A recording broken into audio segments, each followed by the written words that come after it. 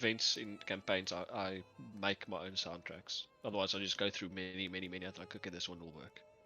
Recording. It's very cool ambient. Cool. Where we left off. In different times, the party could have easily settled into a comfortable life in Daggerford, finding warm hearths and like-minded folk around them. But this was not fated for our party. As alarm bells rang, they found out about a werewolf attack on Helmshold, a hamlet 30 minutes south of Daggerford. There, they spotted a figure in the misty forest. Aptly named, they tracked the beast until they lost it in the dense woods and thick fog. After some time, they found themselves back on the road, a road unfamiliar to them. There, they were ambushed by a pack of direwolves. After defeating the pack, the road led them to a great gate flanked by statues, which ominously slammed shut behind them. On this road, they also discovered a corpse that had a letter addressed to the party. This letter asked for their assistance in the village of Barovia, of which none of the party members have heard of. After a very long night, in the distance, they heard the mournful sounds of accordions and merrymaking, and spotted brightly clad figures surrounded by ornate wagons at a river's edge.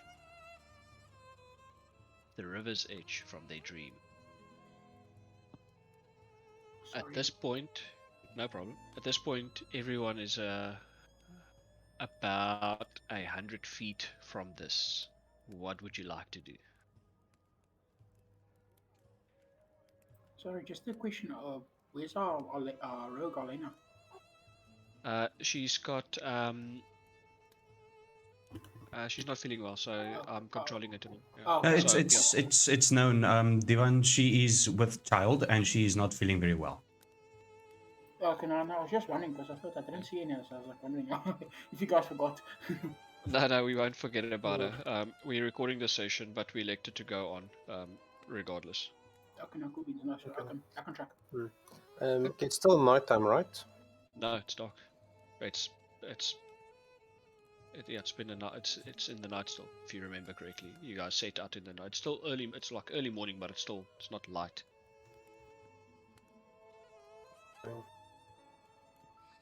I'm trying to see. My cat doesn't have dark vision, does it? Doesn't look like it now.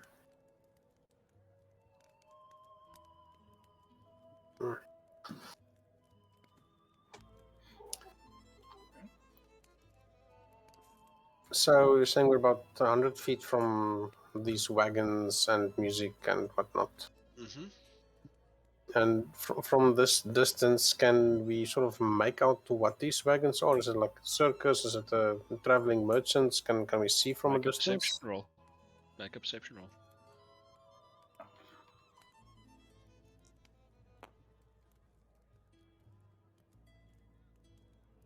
And perception. That would be 18. It doesn't look like merchants, but you notice packed outside, it looks like it's a camp. Like it looks like they travel with these wagons. There's like crates and barrels and benches and tables and all sorts of things. Lots of wine. Okay. I'll just convey this information to my party, and then how do you guys think we should proceed? Are we just going to walk up to them and say hi, or do you want to try and sneak in stealthily and investigate a bit more about what we can see? I think maybe I should proceed indirectly and get their attention focused on me, and then if they do turn out to be hostile, then at least you two can maybe outflank them or maneuver a way to get behind them, something like that, to make sure we're not letting all our cards, because we do not know if they're hostile or friendly yet, and if they might be friendly, I do not want to necessarily intimidate them and risk some aid in this dense forest where we do not exactly know where we are. Yeah, not to be rude. You are still relatively new to the party, so I think I'll go with what our party leader. I think we'll just hear his opinion out as well. What do you think, Eugen? Eugen looks at the caravan that he sees, and I actually agree with Max. I think it would be best to not bear Fang per se, and Max should take the lead. Perhaps get some more information from them. We can stay a couple of paces behind, just keeping them in line of sight without drawing too much attention. Arlene at this point mentions, I think we're a bit tired, aren't we? I think we should don't follow too far behind. They look like a fun crowd. That's my best Arlena impression. It's not going to get better, unfortunately. You sound about as female as Castus and Mania, but okay. Try to make it better then. Okay, I will then proceed. If something is wrong, if I perceive it to be hostile, I will use thaumaturgy to make the earth shake to let you guys know that something is wrong. And I'll just keep an eye out. Just wave if it's fine and we should approach. Okay, I understand. I then sheath my warhammer, but I keep my shield in my left hand. Walking showing no threat, and then walking straight calmly with the sword, not trying to hide my presence at all. And when I am in earshot of the caravan, I say, "Good evening or good morning, travelers. May I approach?" As you walk in, you spot around 20 figures. Most of them don't seem to notice you. It is clear to see that they're well into the night drinking. But one or two do notice you, but they seem open and warm, and one comes over to you. You also notice there's about 10 horses tied to various points around. It's like a big circle. You do notice. Make a perception roll quick before we. Okay.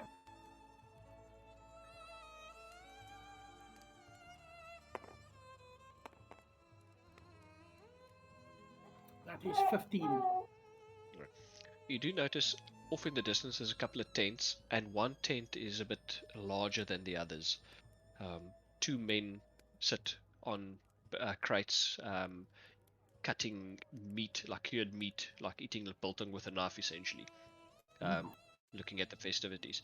An older man dressed in purple and green, brightly clad clothes comes over to you with a smile and with a goblet in his hand. Welcome, traveler. You're welcome to join us at our fire. You look as road worn. Care for a glass of wine? I greet him fondly and say, "Oh, good evening, kind sir. My name is Maximus Goldmane.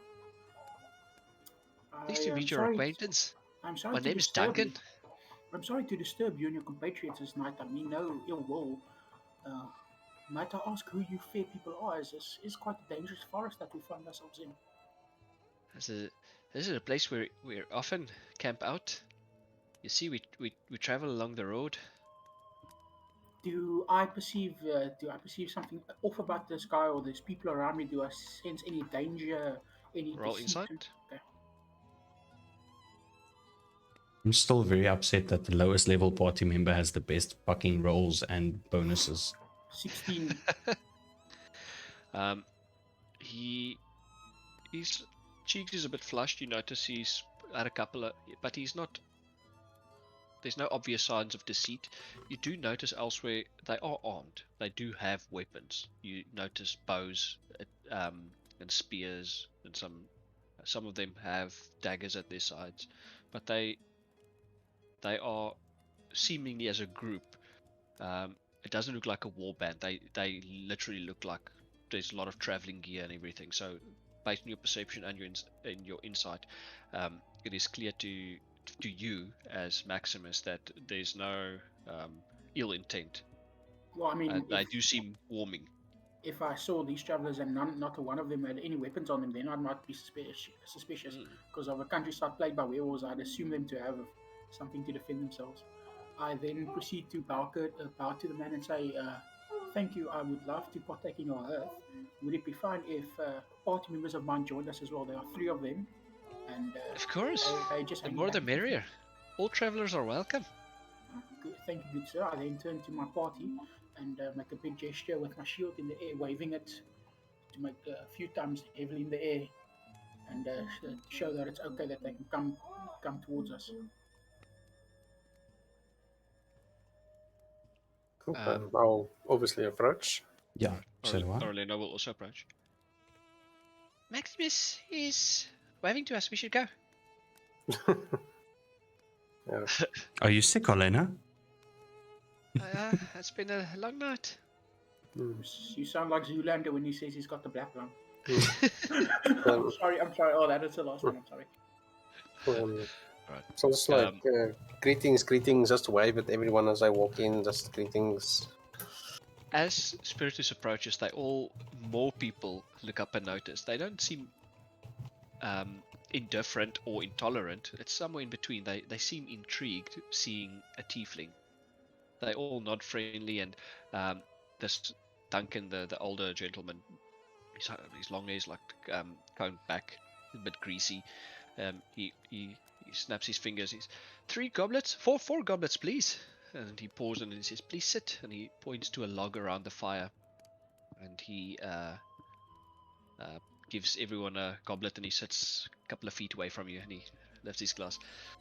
"Welcome, travelers." Yeah, thank you. I want to inspect the ale. It's wine. Oh, okay, wine. Right. Now we can make an investigation check.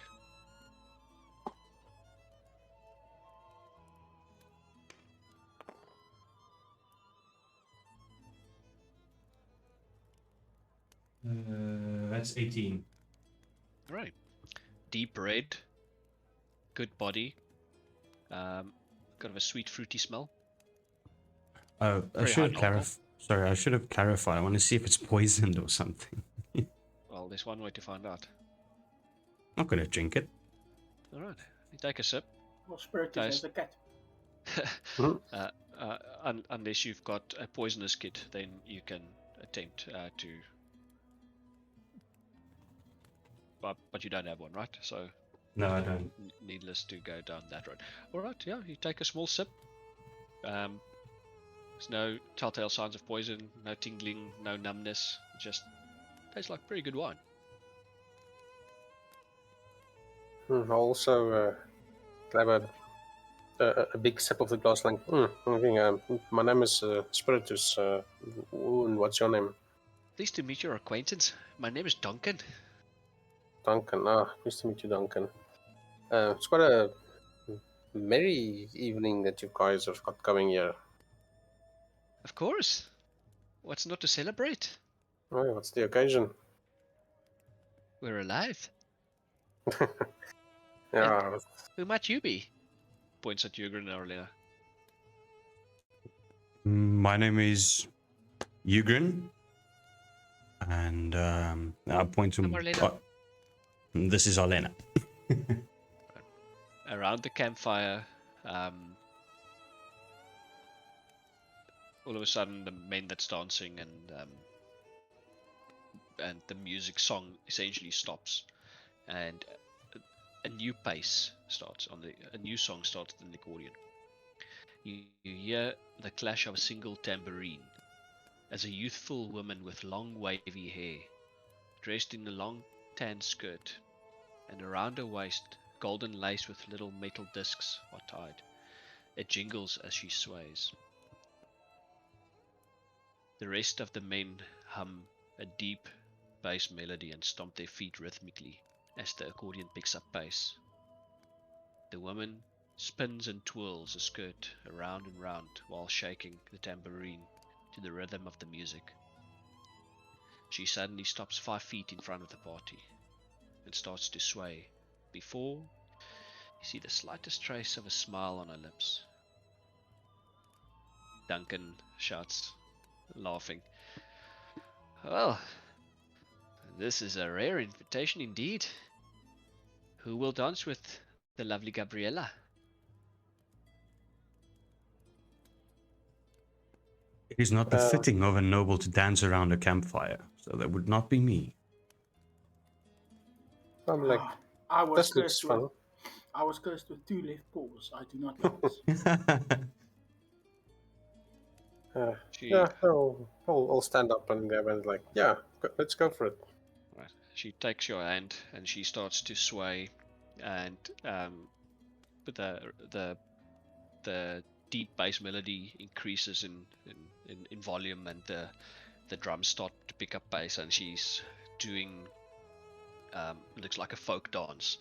Do you attempt to keep up? Yeah, I'll just take a massive sip of my drink and put it down and put all my focus on trying to keep up, I suppose. Make a performance check. This is gonna go so badly.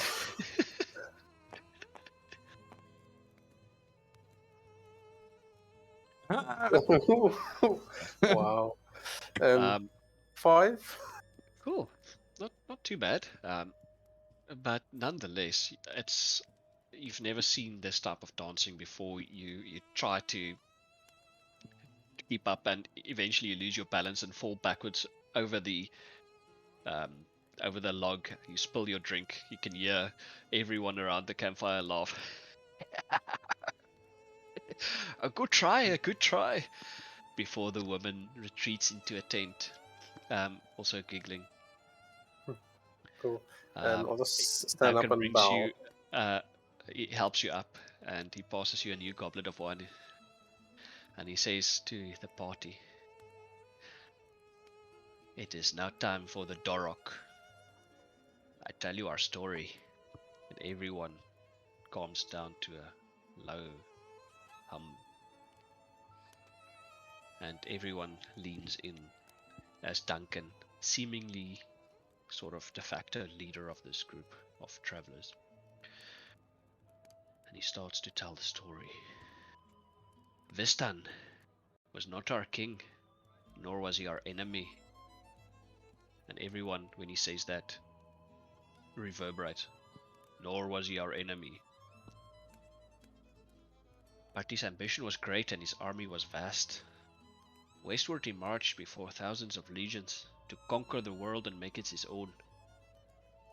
His resources was great, so we followed him to forge his weapons and shoe his horses. Heal their wounds we did too. Vestan was not our king, nor our enemy, and his cause was not ours, nor was his spoils of war. Yet his defeat was thrust upon us. The conqueror was crushed by warriors of our nameless god, and all his legions was made slaves. We were not ourselves brought to bondage, for Vestan was not our king. But neither we were free to return to our home forge. Vestani, they named us, and spat it as they spoke it. They made us beggars, and promised to murder us if our caravan ever faced east. Then Galdresh rose among us, and spoke of a vision, of a world that is round.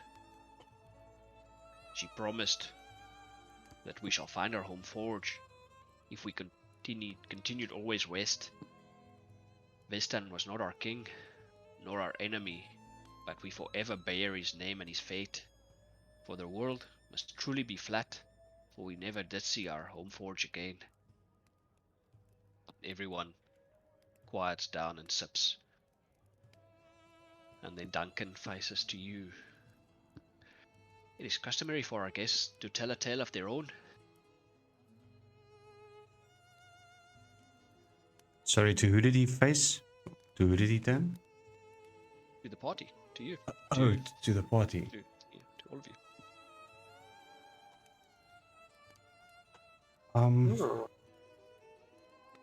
I'll just sort of nudge Hugo and like, this will be a good opportunity to learn more about Maximus if he tells a story.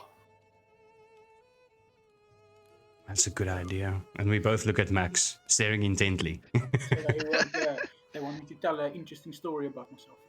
Yeah, well, just a tale. You just said a tale.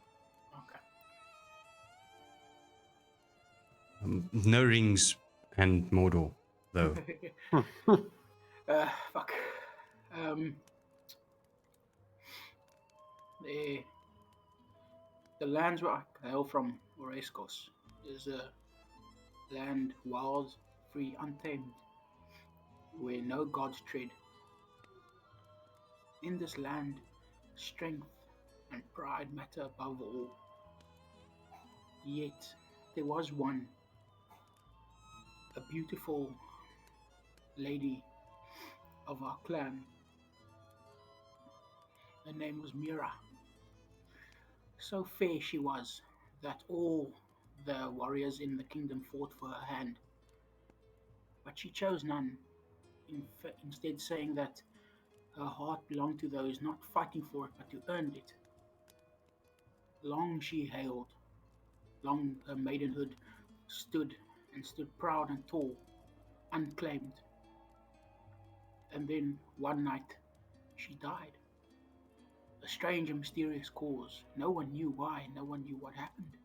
Of course, this angered a great many as they all wanted her beauty to be theirs.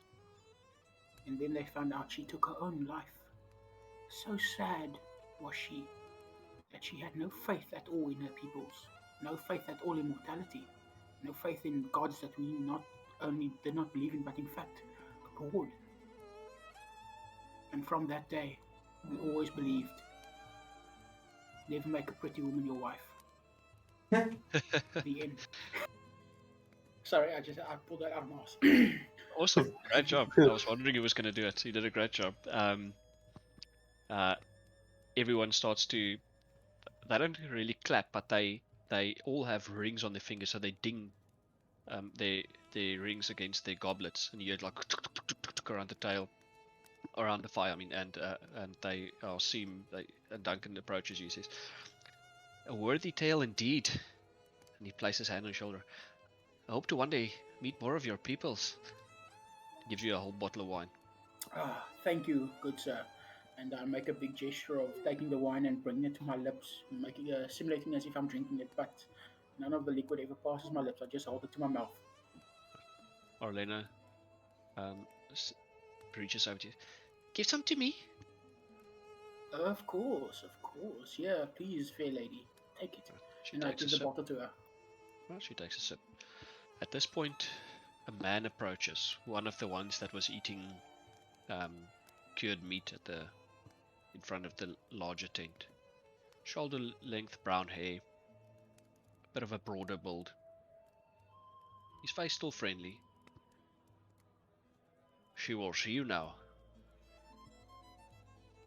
And he gestures into the larger tent.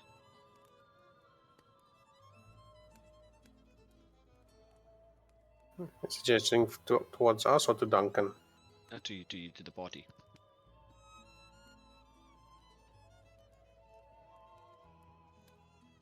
Sorry, I'm probably gonna be irritating. Can you just say that again, please? A man approaches you, the one that was sitting outside the larger tent eating cured meat. His hair, shoulder length, he's got a bit of a broader build.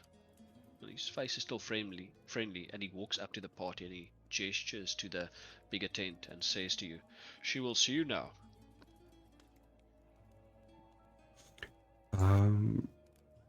I'd look at Max and at Spiritus and Elena. Which one of us should go? All.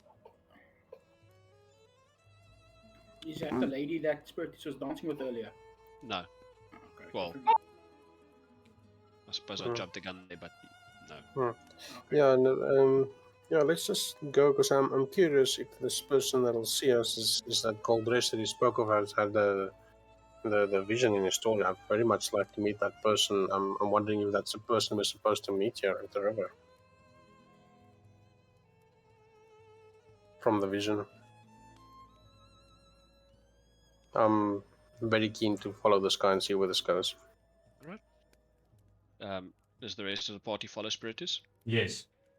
Well, I I do. do, but I still have my shield in my left hand. No weapon drawn, but I still have my shield in my left hand. Right. You open the tent flap. Um, the first thing that hits you is the smell of incense and candlelight. It's dim light in there. A haunched woman with silver streaked hair under a dark green hood sits on a plain chair around a table. On it rests a skull, a crystal, a dagger, and a crystal ball. She looks up and a cloudy, milky eyes meets yours, and her wrinkled face smiles. Good evening, travelers. I foresaw your arrival. Your fates and the fate of this land are one. The wheel of destiny has been set in motion. Please sit. When we're sitting down, I'll sort of just order Mittens to walk around the camp and look around, and if he spots anything just that stands out, to just later on report it back to me. Okay. I sit closest to the entrance of the tent. Okay. I do not necessarily care where I sit. I sit anywhere that seems comfortable. Right. It's a round table. I'm not gonna care about that white block around the candle, but be it as it may. She doesn't look up and she looks at a table and she places her long arthritis fingers with longish nails on the crystal ball and she says, Destiny's hand is pulling on my mind. I use these cards. And she takes out a deck of cards as she places her hand on it. I use these cards to interpret its message. For I'm only a mouthpiece.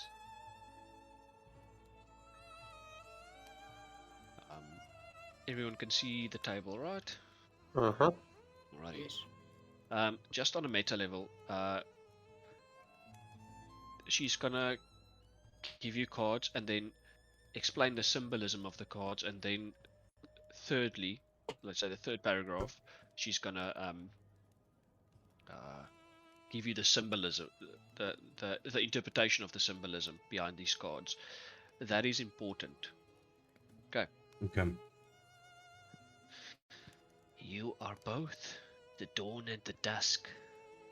Your fates are not your own, yet they are intertwined.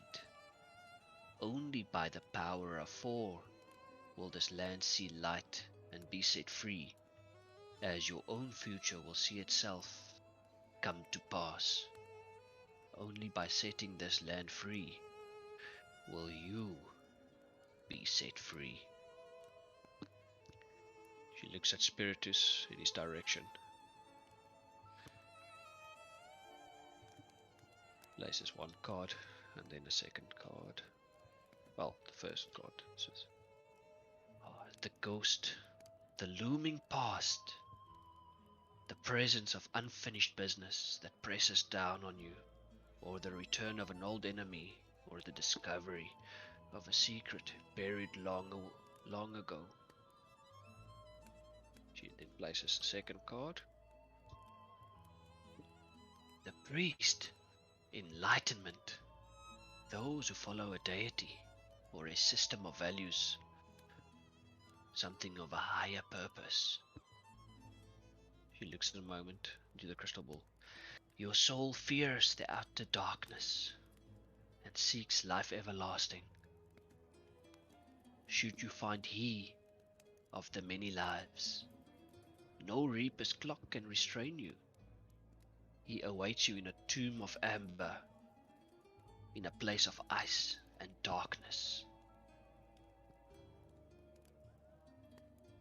She then looks at Arlena, places a card in front of her. The beggar. Is So amber and ice. Yes. No, it's a tomb of amber in a place of ice and darkness. The beggar, a sudden change in economic status or fortune, finding what one seeks.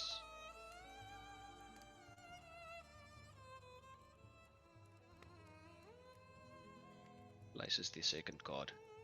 The mists, something unexpected or mysterious that can't be avoided. A great quest or journey that will try one's spirit. She pauses for a moment and continues. The one you seek yet lives, but doesn't stay in one place long. A lonely tower in the shadow of the dark one's gaze. In mere and wood, she often finds her rest. She looks at Maximus, places the first card in front. The elementalist, the triumph of nature over civilization, of natural disasters and bountiful harvests, finding the power within. Second card, the hooded one, a newcomer, mysterious presence, hiding from another or oneself. I see a great chasm, a body swallowed up by wind and water. This man's mind is broken, but his magic is strong. Seek him out. He is the key to what you seek. She lastly looks at Ugrin, places your card in front of you. The horseman, death, disaster in the form of loss, or wealth, or property, or the end of a bloodline. Second card, the avenger, justice and revenge for great wrongs, those who would rid the world of a great evil. Only blood can pay for honor. I see a fallen house guarded by a great stone dragon.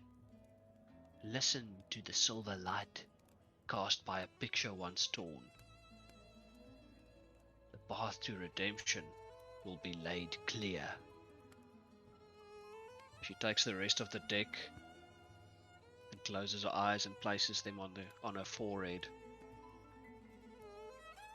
Then takes out another card.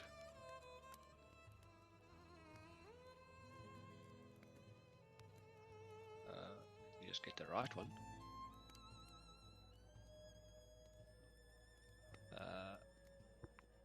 Before she places it, she says, "This card speaks of the task that lies before you, what you must do as chosen by destiny's hands."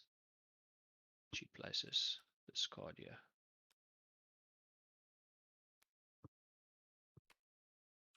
The shepherd, those who protect others, one who bears a burden far too great for one to be shouldered alone. The devil is ancient, and has so become the land.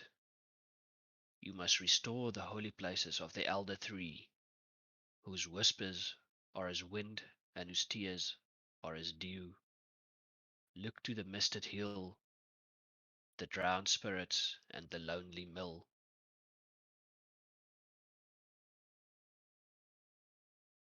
She then places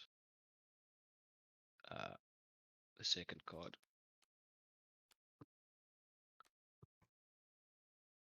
The enemy is a creature of darkness, whose powers are beyond mortality. This card will lead you to him. The innocent, the representation of the card. A being of great importance whose life is in danger, or might be helpless or simply unaware. He dwells within whose blood sealed his doom, a brother of light, snuffed out too soon. Draws the next card. This card sheds light on the one who will help you greatly in the battle against darkness. Just one sec. Okay. Just restarting the music. Hmm. The artifact. The importance of some physical object that must be obtained, protected or destroyed at all costs. Look for an entertaining man, a man with a monkey. This man is more than he seems. Oh, I should probably place the card.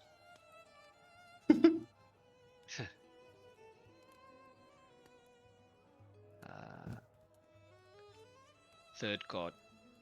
Fourth card. This card tells. This card will shed light. This card will. Oh, sorry. This card tells of history, knowledge of the ancient. It will help you better understand your goal and your enemy. The healer. Healing an illness, a disease or a curse, or those who practice the healing arts. Look to the west. Find a pool blessed by the light of the white sun.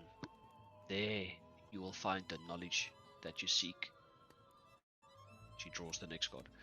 This card tells of a powerful force for good and protection, a holy symbol of great hope.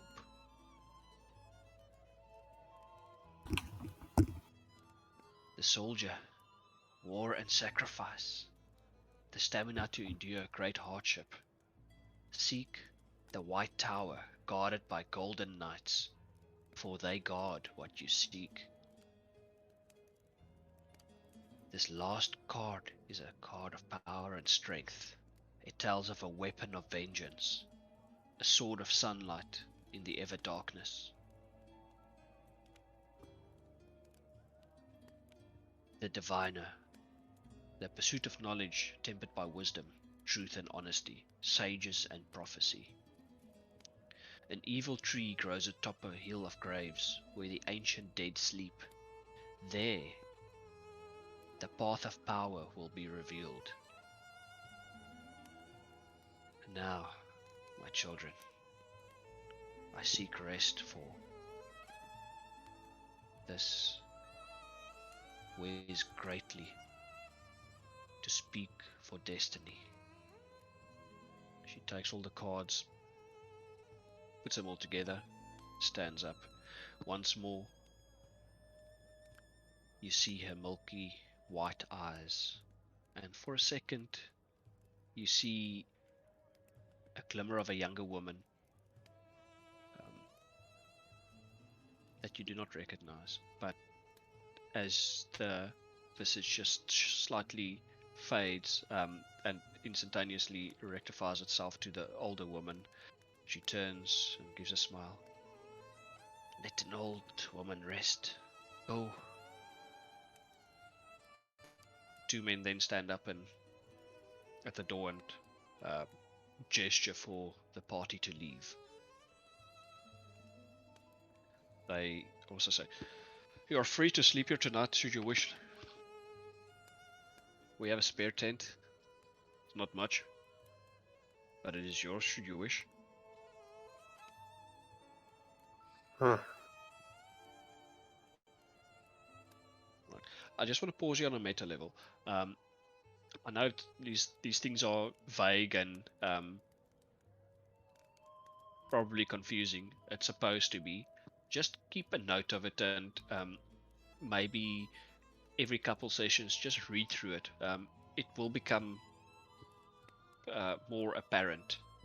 Right? Does anyone have any questions regarding this? Because these are important passages. Well, the interpretations are important. Yeah, my only thing is I might want to grab the recording from Willem, I suppose, because that was a lot of info. Yep. Cool, thanks. Yep. It usually is, but it is what it is. Mm-hmm. Alrighty. You are ushered outside of the tent where everyone is still around the campfire, dancing. Some more females have joined, and you see them dancing in their traditional folk dance, and some of the men have joined in. The night is yours. What do you do? Well, Ugrin, visibly tired, tells the party, I would suggest we all get our rest. And yeah. Yeah, you go along so long if you want. I've got a few more things that I wanna try and take care of before I head down to you guys for the night. I want to go sleep. I'm tired. My cat needs his beauty rest. Arlena, she's not even speaking. She's just yawning. She meanders off to the tent where the guy, the man, gestured towards, and you can hear as she flops down.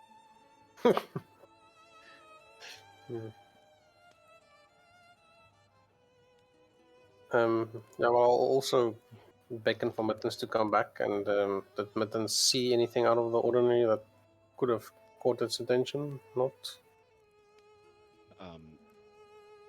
These are strange peoples, but I mean, there was no suspicious behavior. Okay. I'm looking for Duncan. Where He's is he around, at? yeah, he's sitting in the same spot where you left him, Okay, around the campfire.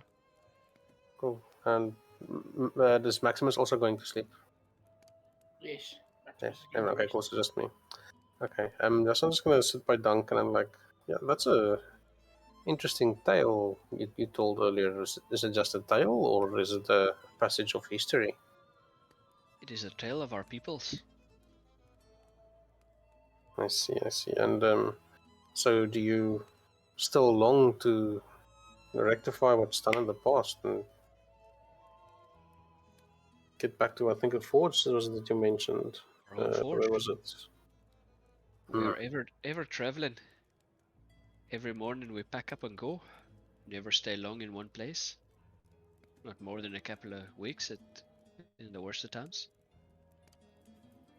Okay, I see. And do you think you've gotten any closer to getting back and figuring it out? He starts laughing. He places his hand on your shoulder. I think we're forever cursed to travel, my son. I don't believe in a curse that cannot be lifted. Maybe our peoples have grown so accustomed to our lifestyle that we not seek it. Seek the curse lifted. Okay. While I'm sitting there and making conversation with him, I'm just also sort of peering around, looking through all the people, trying to see if I recognize anyone from the vision that I had the night before in the tavern. Okay. Make a perception roll. Just for clarity, just picture gypsies. These are gypsies. If it didn't come across like that. I actually Yeah, wrote no, that down as one of my notes. Possible gypsies, question mark. not too good. 9. You don't recognize anyone. Okay. But not, I mean, you can see everyone. But there's a lot of people here, and they're not really standing still. But these look to you like strange people that you haven't seen. Okay, and they, from what I can tell, I tell no resemblance between them and the dead woman in the vision. No. Okay. Well, Duncan, thanks for the ale, thanks for your hospitality, and thanks for the story. One thing you do notice, they're all dark-haired, mostly. Oh, the dark head. Okay. And yeah, it's I know you guys are traveling party, but just be careful. I've heard there's sort of werewolves going around in this area. Do you perhaps know anything about that or came across them and survived? Many beasts lurk in these woods, but we're a large travel group. We rarely have any issues on the road. I see. That's good to know that you guys are staying safe then. Um, yeah, and do you all use some sort of the same type of shampoo or anything out of interest sake? Like, how do you guys keep clean when you're traveling? He looks visibly confused at you. Are you asking how we wash? No, I was just curious why it seemed like most of you have like dark hair. Whenever it's something you're eating or the shampoo that you're using or whatever the case might be. He just shrugs it off and drinks some of his wine. You can see he looks over into the fire. You can see the reflection of the flames in his eyes, and he's got a smile. And he's looking at his people. It is getting late, and some of them are starting to retire some into wagons, others into tents. Cool. Say, okay, Mittens. Let's go, and I'll snap my fingers and Mittens will disappear. And it's like, Duncan, see you in the morning. And I'll head to the tent to go sleep. Right, Sending you are. Mittens away. We'll be packing up our camp before sunrise. You'll have a couple of hours to sleep. Okay. Well, once again, we appreciate your hospitality, and if there's anything we can do to repay you, just let me know. Never I'll do take what I money. can. We will never take your money. We offer only kindness and warmth for fellow traveler. A fellow traveler on the road. A meeting of a fellow traveler is sacred. No Okay. harm shall befall a traveler if we can help it. Seems you're kind souls. And I'll just walk away and go sleep. Just giving everyone there's just a screen, a good vision of the layout before I clear this table. There we go. Mind's eye. Cool. Everyone has it. You. The particular cards are not important. It's the interpretations that are. Alrighty. You are woken by horses neighing after what seems to be a deep sleep, but short. You know, when you go to bed too late and you have to go to work, that kind of feeling. But mechanically speaking, everyone can walk off a long rest at this point. Awesome. No Including exhaustion. exhaustion, right? Yes, including exhaustion. You sort of open the tent, and it is like a coldish but bleak morning. There's fog fog hangs low. It's a bit grey. Everything is wet from the dew in the early morning. And you see pretty much all the tents are packed up, and the horses are being put in front of the wagons, and you hear Duncan's voice. Good morning. We're off. We didn't want to wake you too early, but we're on our way. We bid you fair travels. Safe travels to you. Was this Duncan? Yes. Safe travels to you, Duncan, and I reach out my hand to greet him. He grabs your forearm, looks in the eye, and take care of each other on the road.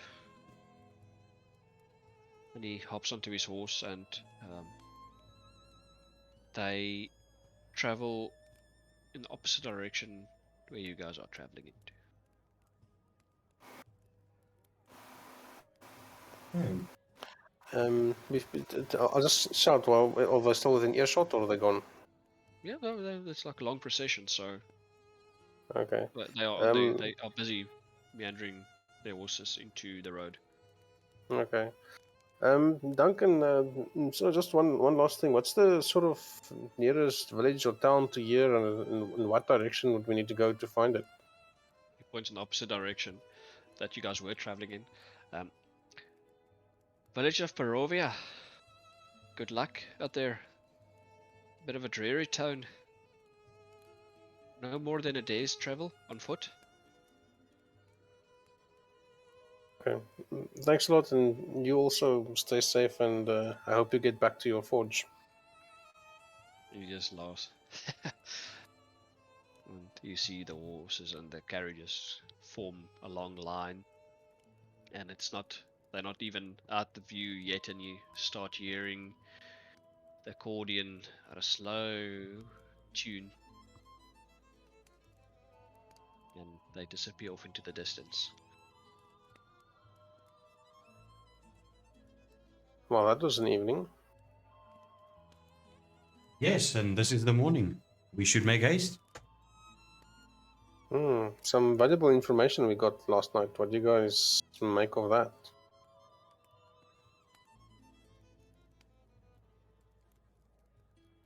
Mm,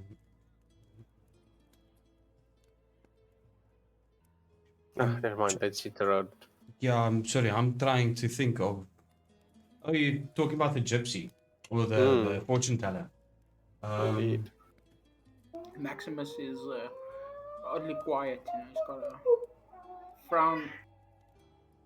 He's got a frown on his face. He's deep in thought. He's brooding and pensive. It seems. You know, he doesn't really say much. He's quite troubled by the information that he got last night from the gypsy, and after having slept on it, you know, got his senses back this morning. That's weighing quite heavily on his mind. Orlena pats you on the back. Don't be so sad. The path will be revealed, she said so. There's only two people I trust in this world. One of them is me, and the other's not her. Orlena just shrugs and chirpily walks out in front into the road. Is there a fire still going on there by the fireplace? It's just mostly smoldering coals at this point. Okay.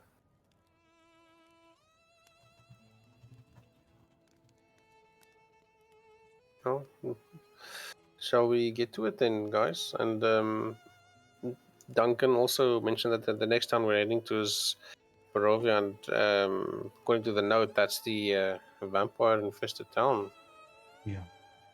Isn't that Princess Diaries? Anyway, I don't know. does sound like it. Yes, let's move onwards to the town. Okay. As the party walks for the first couple of hours, eating some rations, the road is the surrounding areas are much the same as last night, a bit more light, but no direct sunlight reaches you. It's overcast and grey. Tall pine trees in both directions. A muddy track. I'd like to let's say Hugrin. Roll a d4 for me, please. Okay. Cool. Then roll a d6 for me.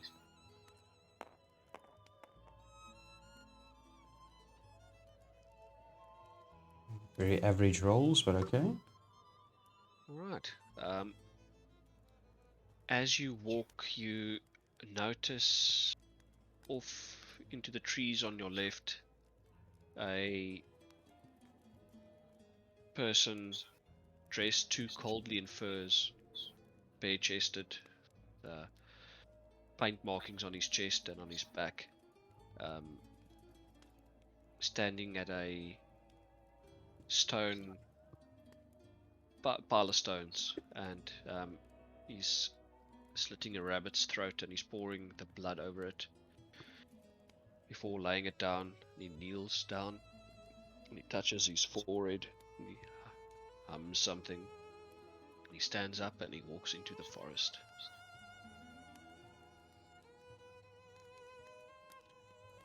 I immediately turn to the party and I explain to them what I've just seen. I gather I'm the only one that saw that. Alright, so I'm explaining what he's doing. At any Oh. point while this happens, you can make the party attempt on this, and they would obviously see it in the distance as well. So it's not Okay. very far.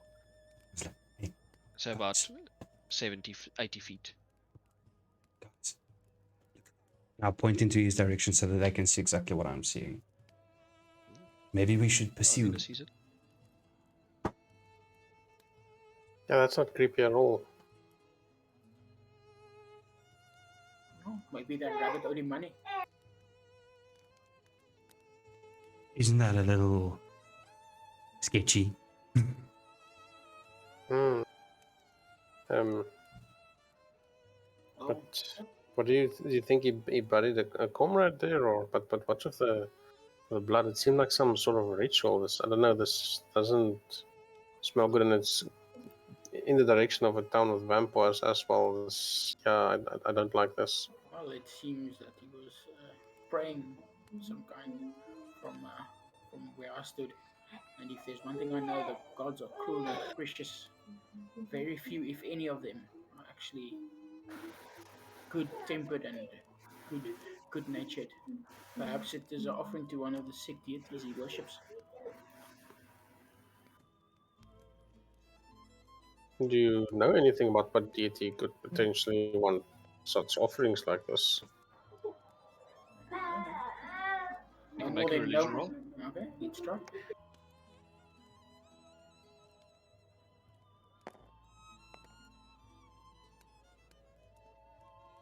Cool.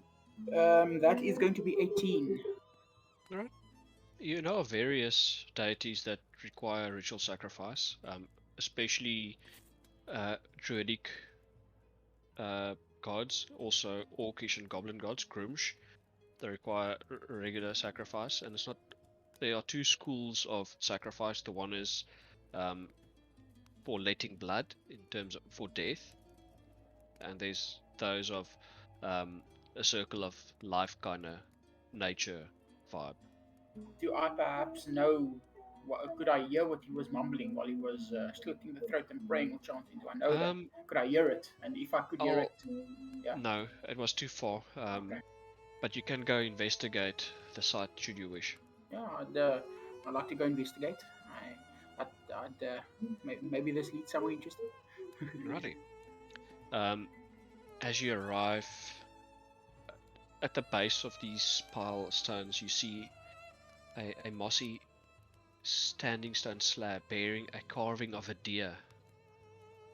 The slab stands a couple of centimeters off the ground, and elsewhere on the stones are carved curls and spirals. You can make another religion check. Okay. On my way to the site to investigate, I tell my party what I have gleaned from the ritual, the knowledge I have of which deities might be interested in it, and that there are quite a litany of them. So it's difficult to say exactly to whom he was praying, if in fact that is what he was doing.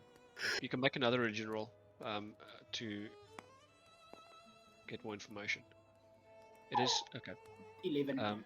Yeah, was an area that you're unfamiliar with, and these are quite secluded area of the world. You are not familiar with this specific deity.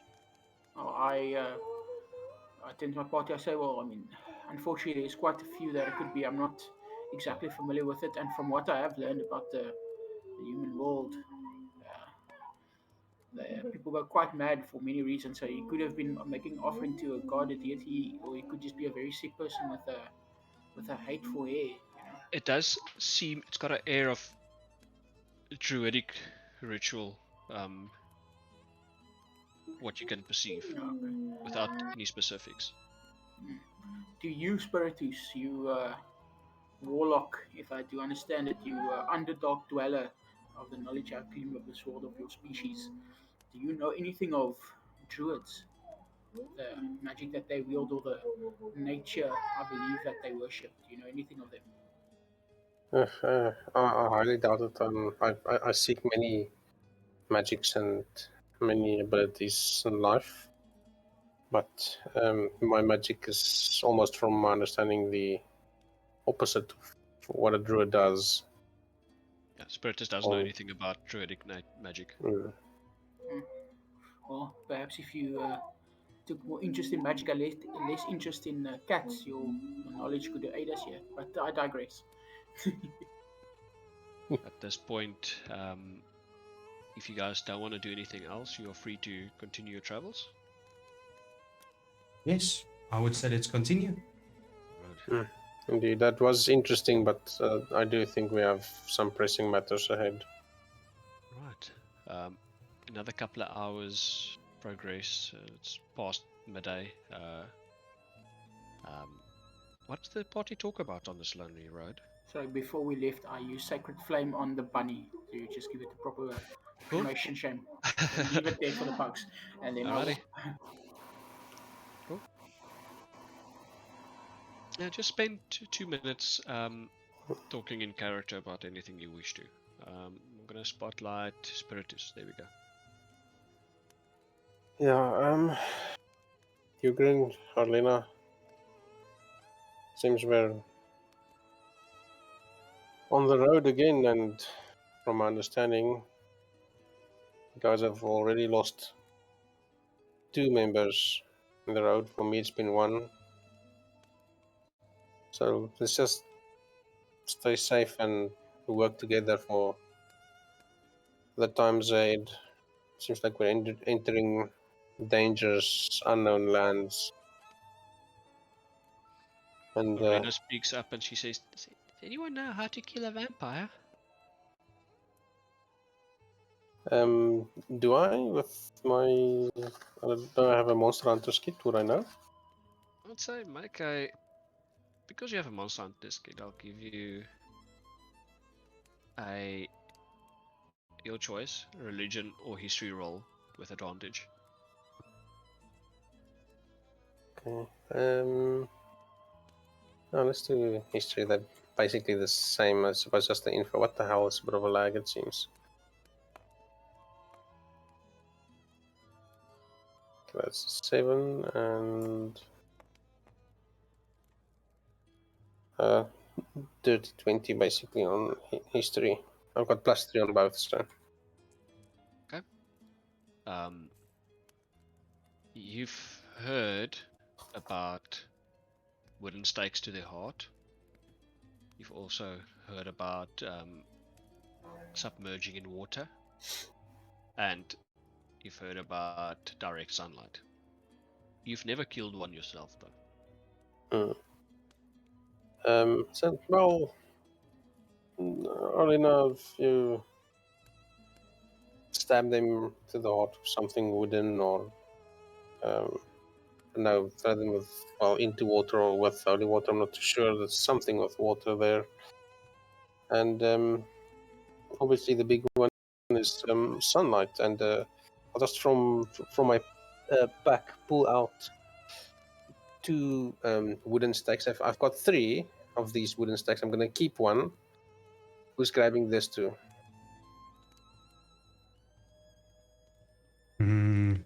That's for the... I look at him and I smile. I use thaumaturgy to make my eyes flicker to lightning, and I say, I think I'm good. Okay, no takers. Otherwise, I'll put them back. Oh, then I'll take one. I'll take one too. Ugrin Oh. takes the other. Party continues onward. Maximus, roll a d4.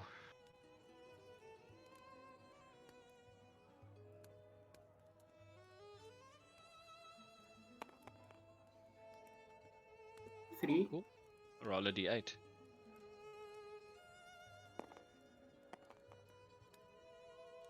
Five. Nice.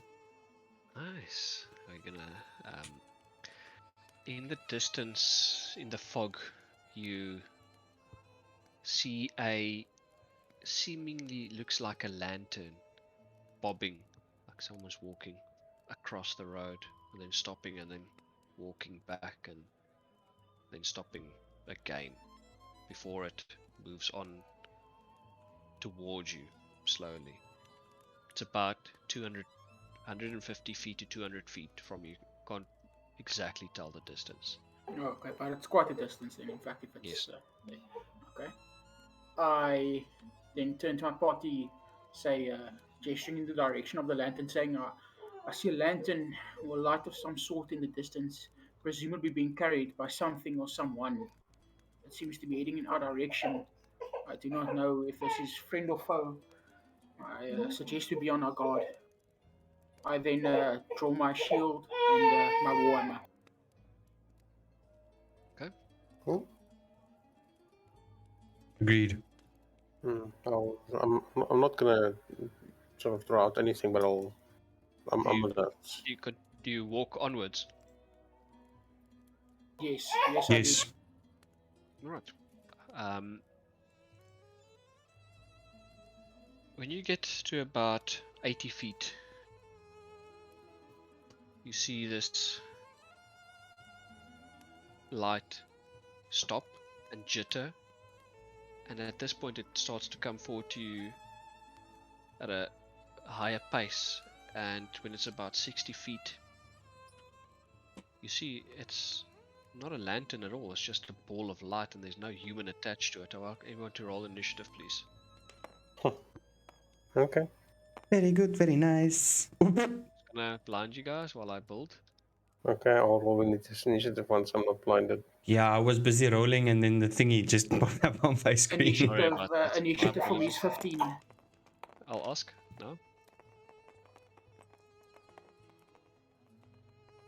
All I'm saying is I'm upset. The DM crooked me. You can re-roll it. Ooh.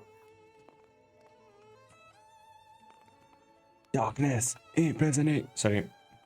Yep. I was thinking it too. 17. Alright, I'll ask. Who's Oh, okay? sorry. Well, yeah, 17 for you. Okay. Max, 15. Spiritus. 1. Nice. Nice. So I take it Spiritus is going after the fog. Basically, yeah. I just need to get Arlena's sheet quickly. Just A give me a sec. sheet. Yeah. Otherwise, you guys are gonna be in sheet. Punny. Very punny. It's bad bitch o'clock. Remember, guys, I'm still keeping score. The KDAs are here. Awesome. I'll make her proud. Yeah. Just get up. Ready. Initiative +3. Alright, cool. Ugrin, you're up. Let me just, you can place your mini. Where? At any of the squares. Let's go from the other side, on Spiritus' side. Anywhere sort of in the first 5 squares on the road. Sorry, DM, sorry, it's 14, not 15 for me. Sorry, 14 initiative. Right, Not 15. that doesn't make a difference. Okay. It doesn't make a difference this time. Okay. Makes a difference overall. Okay. I don't think that's road. The first This is 5 the road. squares. So No, you're fine. You're fine. Yeah, you're right. That's Okay. fine. Yeah. It's the whole. It's floating on fog. Oh, fog. Hey, everyone's got levitate cast on them. Let me just see what's going on here. Oh, fog it. I'm still try to find a Leonin thing for Max. Yeah, thanks. I'd appreciate that. Okay, I'm gonna try to fix this.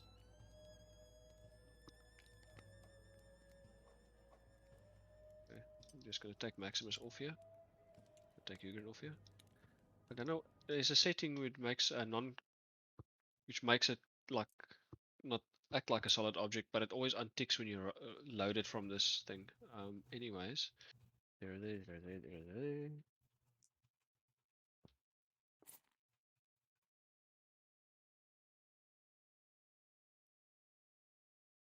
Sorry about that. Boot.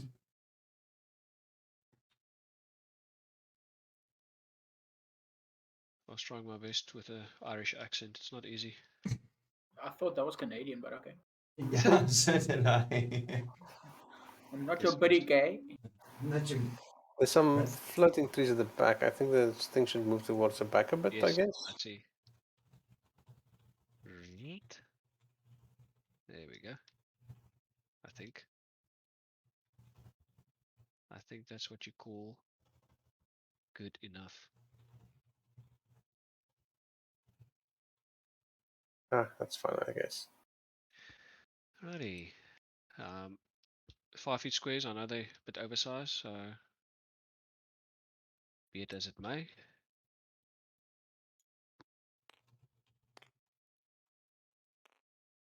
I will, already that's fine, I'll just get the music.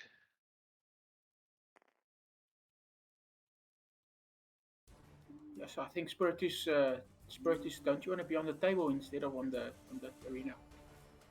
Yeah, no, I like be here. I think No, that's about good. I can be there. Ygritte, presuming you're going to be in front.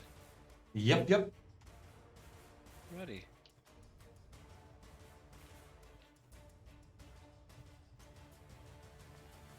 Here we go. Here's a little ball. Where's the little ball? Off into the distance. You'll see it there.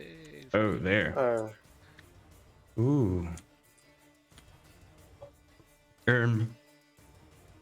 Cool. Ygritte, you're up. Okay. Does the fog deter my range at all? Or like negatively impact it? Okay, cool. I'm gonna make a ranged attack with my javelin. Alright. Make a range attack. Oh lord. That's a whole ass 10. You launch it, and this thing is moving so fast. It was on target where it was like a split second ago, and it pegs into the ground. But this thing is just moving a bit faster than you anticipated. You didn't account for the distance that it's moving at. I mean, the speed that it's moving at. What do you do? Actually, absolutely nothing. I'll just wait. Maybe I will, however. Wait, where's so Max is to the left of me. Okay, I'll just move there and stay there. Also, just for future reference, if you guys ever wondered how far I can reach, with me standing here, I'm able to hit an enemy that's basically on Arlena's side of the board. Cool. Okay. 120 feet if you've got vision, though. Yeah, I don't got vision. Yes, alrighty. What else you want to do, Ygritte? Nope, I will do absolutely nothing. I will end my turn. Cool. It is then Maximus. Okay, the fog. How thick is the fog? Is it the same kind of thickness we encountered earlier when we fought the direwolves? Is it a little less? So a little bit less. It's Right, persistent, then, but I mean you can see at okay. least. It's not so dense. I then use gust of wind in the direction of the glowing ball of light, trying to clear some shit up. All right.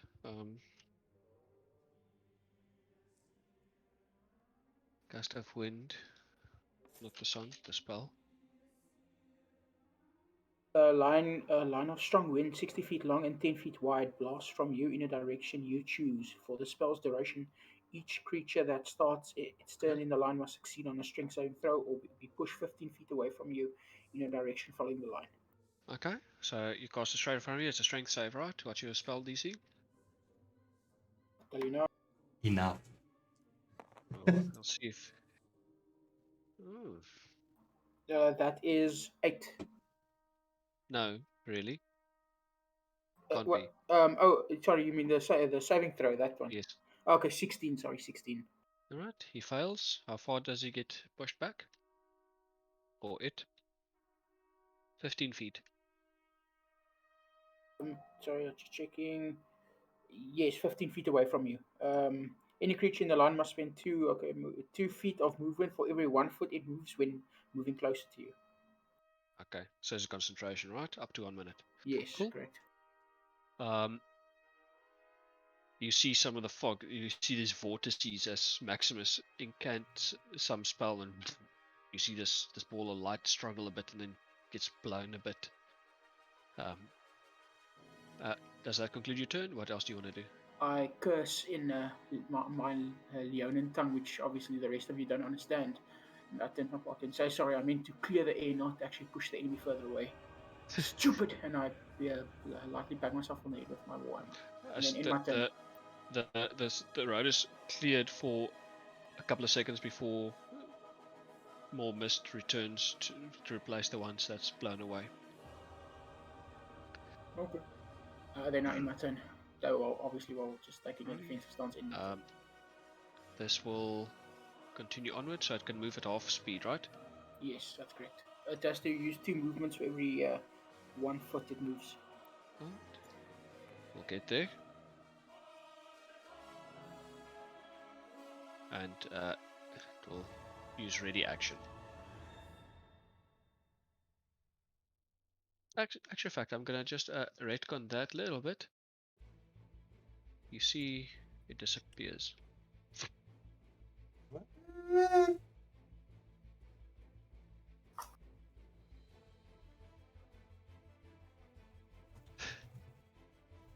It is now Arlena's turn. Shit! I don't see it! She's trying to look over Max and Ugrin's shoulders. I can't see it! You're hiding it! Where did it go? I don't know. Max. Well, maybe we got lucky and it ran away.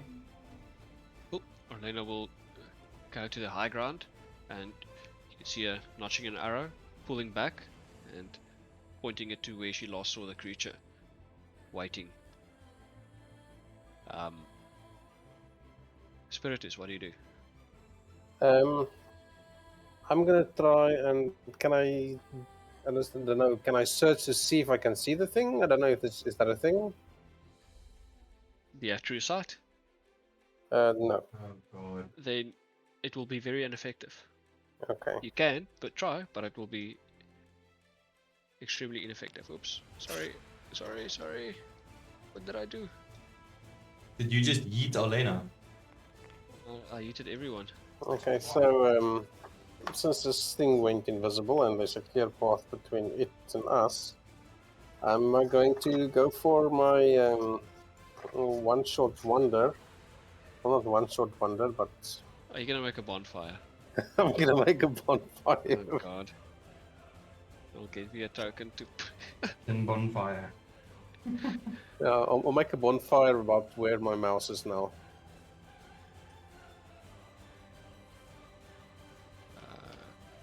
Okay. About there. So that thing was somewhere here. Okay. Glad no one noticed. Alright, what else do you do? Any movement? Yeah, actually, let me move. I'll move there. Okay. Hiding behind the tree. Well, I don't know if it counts. Does it count? Can I can actually let me do that. Oh, I'm behind the tree. Cool. Ugrin, you're in this way, right? Okay. Yes, What do you do? It's your turn, Ugrin. so I see nothing. You see the thing vanish. Disappears. I'm like Jon Snow. I know nothing. Mm-hmm. Huh.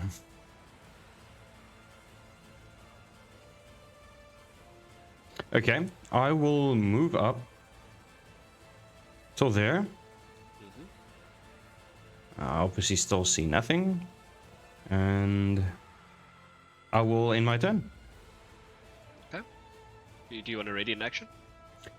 Actually, yes, but if I radiant action, I forfeit my reaction, correct?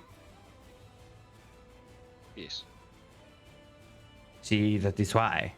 I will do Right. nothing. Oh. Maximus?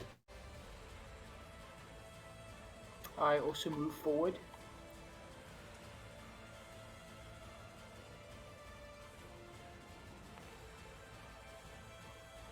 I then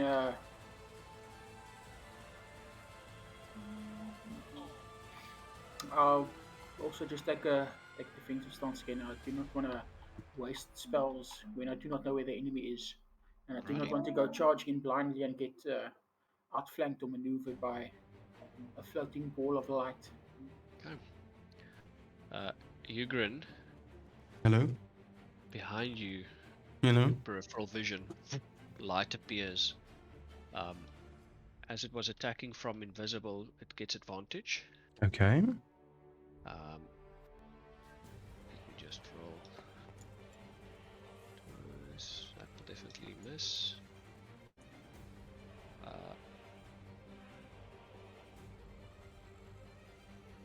That will be, oh, that's +6. That will be 23 to hit. Yep, it hits. Okay. You notice this thing appear very close to you, and it starts to arc electrical energy around it, and a bolt jolts to you. You will take 3d8 damage. Okay. Just get it. 3d8 lightning damage. That would be 17 points of lightning damage. Yeah, it's okay. You can visibly... Ah! He's still standing strong. Alright, and you'll see Arlena's arrow release. I should probably roll out in the open for her. Also, So- Jürgen, was that half your HP? Nope. Oh, gee. No, so don't worry, I won't get injuries for nothing. Also, because he was attacking from inverse, I lose my reaction, correct? No. You can resolve that first if you want. So I've got the brace reaction. Okay. When a creature when a creature moves into the reach you have with a melee weapon you're wielding, you can expend one superiority die and make one attack. Yeah, make it if you want. I'm going to screw this guy with these electrical thingums. That is 23 to hit. That will hit. Okay.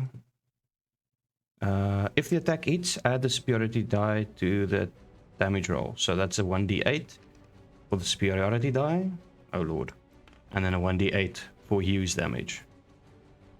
So it's 9... 13. Cool. You hit it. It takes you right in the center. But you're not sure what's supposed to happen. You felt some resistance, but it doesn't seem to be much hurt by your attack. What is the total damage? 13. Alrighty. Yeah, it doesn't seem. You know for a fact that it should have hit harder, and it didn't. Okay. Right. Arlena's arrow is let loose. She rolled a 4. It's still on the table. Her spell mod. It does not hit. Arrow reach pegs between your legs. You go. Sorry. Yay! Told you I'll kill you, but I won't this time.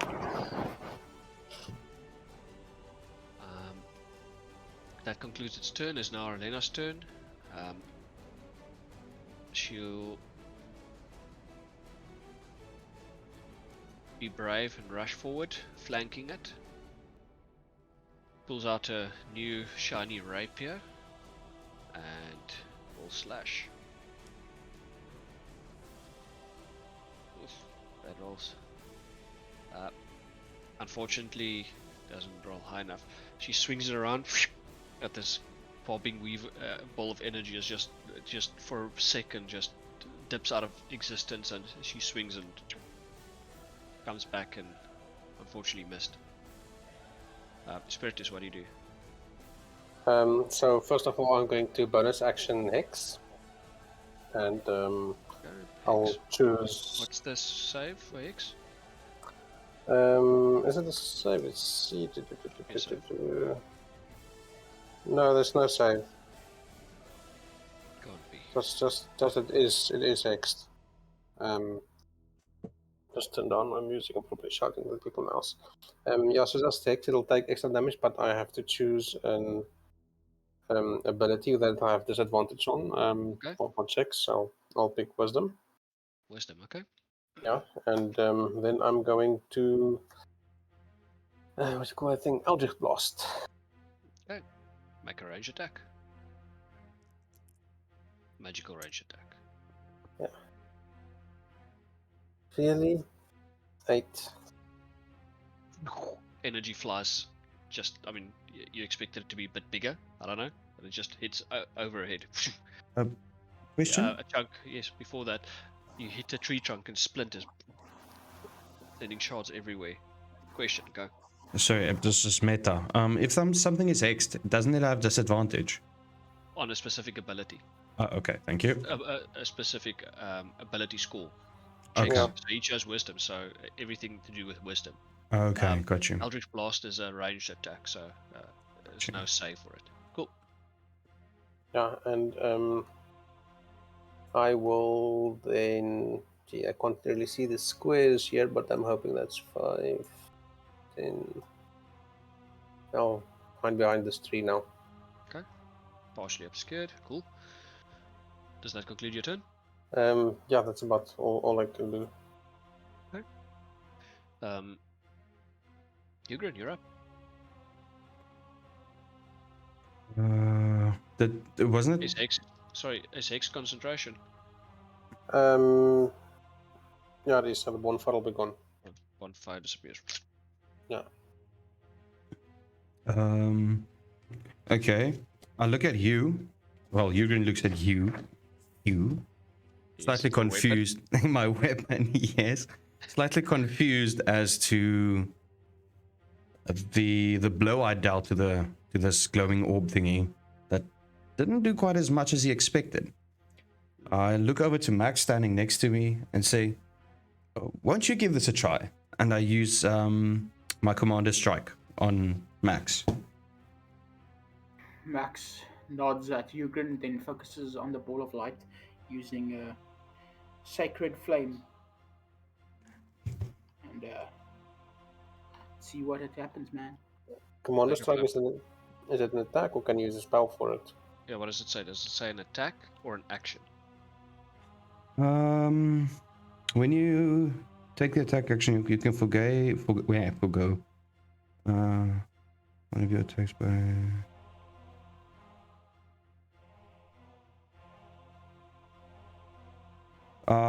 Make an attack. Right, so you'll have to make a melee attack.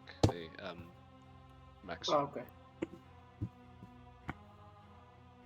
Max then takes his warhammer, and no, sorry, actually, you know what?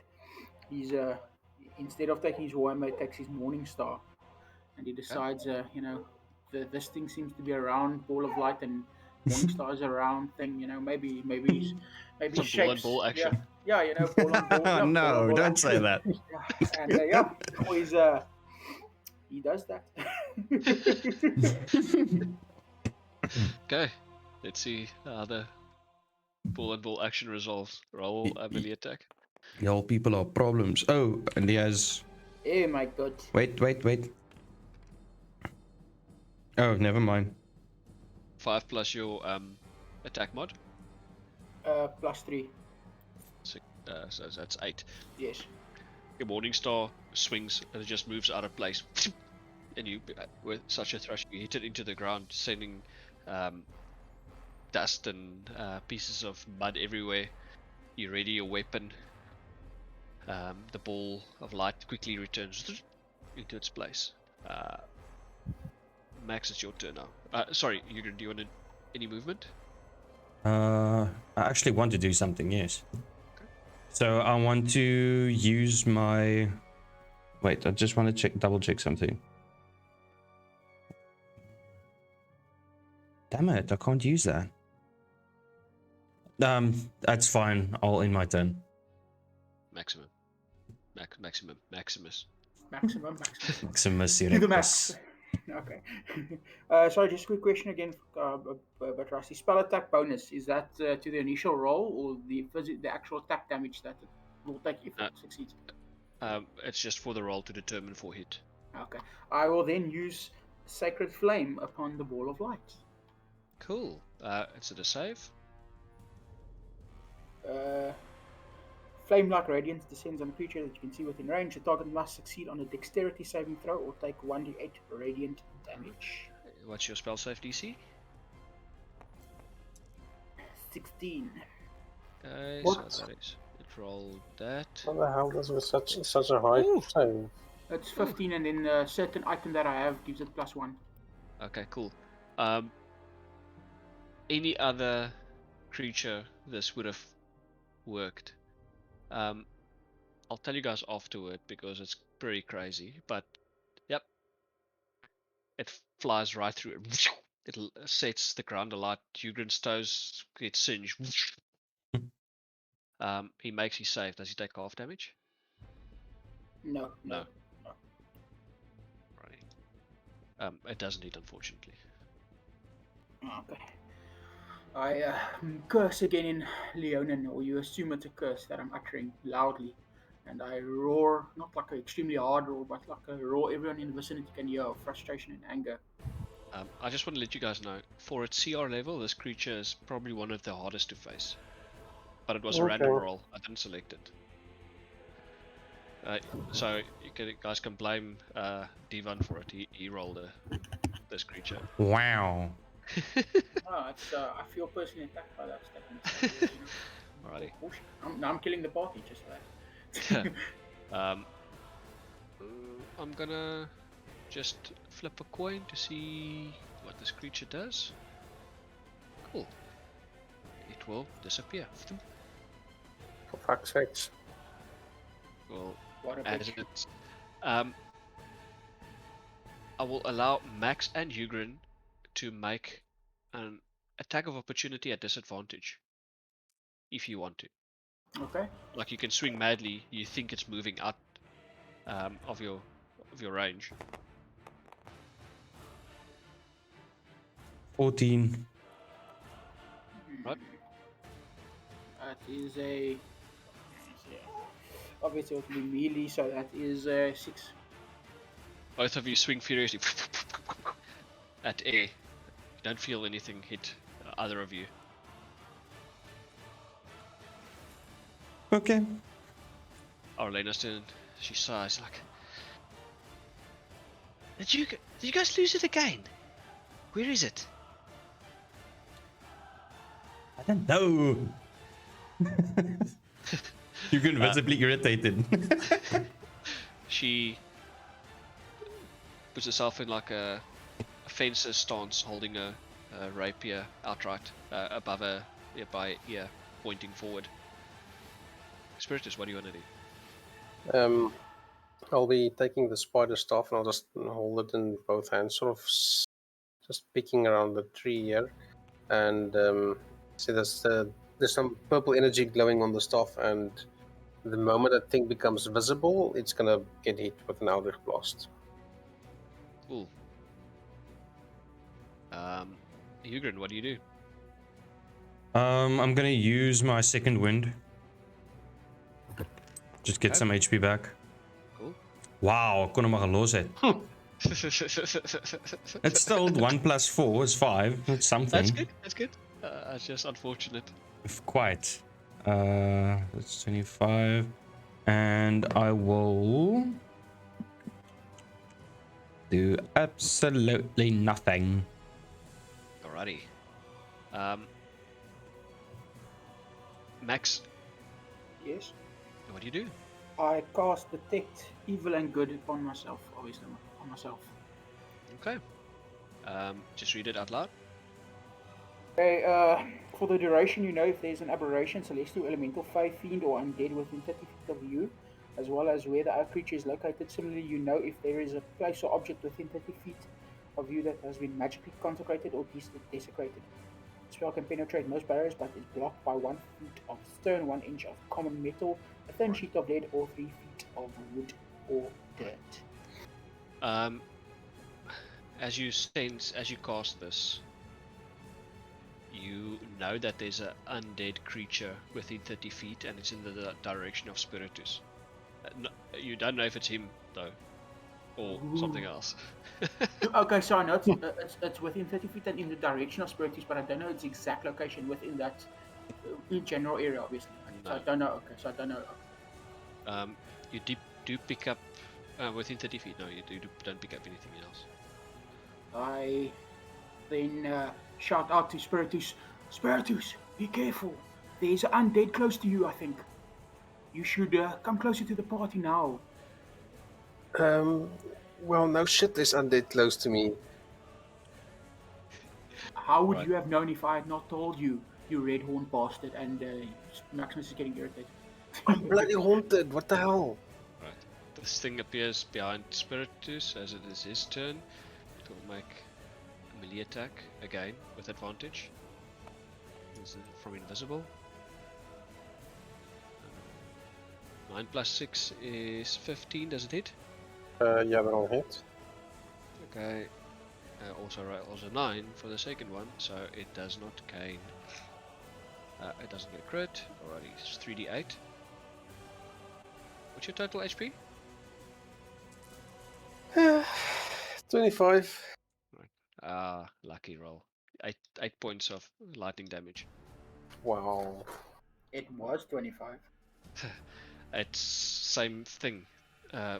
Lightning energy appears off the surface of this ball of energy and just arcs you, leaving a singe mark on your right arm. Arlena visibly irritated, rather draws a bow. She doesn't want to run after it all the time. I'm not going to run after you. But I did ready the action when it shows itself. True. Okay, go for it. Eldritch Blast.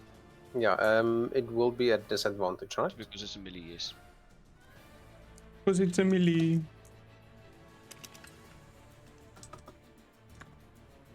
Yeah, 10. Yeah, you're just the arm that is shocked releases the Eldritch Blast, and it sort of fizzles out around it. Doesn't come out as a solid blast, and it manages to avoid that attack. Arena will let loose an arrow. Nice. Crit. Awesome. Good job. She will also get sneak attack on that, and that's also a crit. Let me just get it. So that would be 1d6 plus 3. So that's 6 plus 4, 10. 13. 13. Let me just make a note here. Plus sneak attack. 2d6. 6 plus 3 is 9, so plus 18. Damn it, rogues, man. That would be 21 points of damage. The arrow, Spirit is it comes with such a force because you're so irritated. It blows your hair up, and it pegs the thing right in the center. But it takes purchase, and then it falls out from it. But that's 30. That's what 21. Let me just get the thing back up. Once again, it should have done more damage, but it didn't. But still, it did look like a hard hit.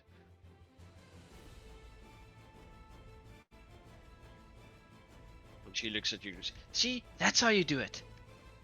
That's how you hit stuff. Okay. Am I doing it right? Yeah. Spiritus. Okay, so I am going to. If I get hit by something on opportunity of attack, can I still use my reaction for Hellish Rebuke on that? Can you react on a reaction? Yeah, I'd allow it. Okay. Because I am going to GTFO, Okay. and it's 5, 10, 15, 20. It's gonna make a. No one saw that coming. Yeah. All you need is the manacles, so you've got the trifecta. It doesn't hit. Okay, cool. It's a pity. I would have liked it to hit. What the hell? You see a lightning bolt just instinctively dissipates from when it hits the ground. Okay. And yeah, once again, Eldritch Blast. Cool. Range attack roll. Come on, be better, please. That's better. 21. Hits, roll damage. Finally. Is he going to get a kill? Maybe. I'm gonna get a hit. So that is just many dice now. So 1d10. So that is 5. 5 plus, where is it now? 5 plus 3, so that is 8.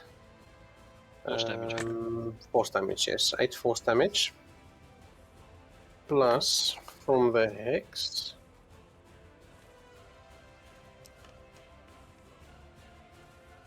4 necrotic damage. It's 12 total. Alrighty. You hit it center mass. It expands and then returns back. It's sort of shaking about. Looks hurt. Looked pretty effective. But it's still up. What? Okay, cool.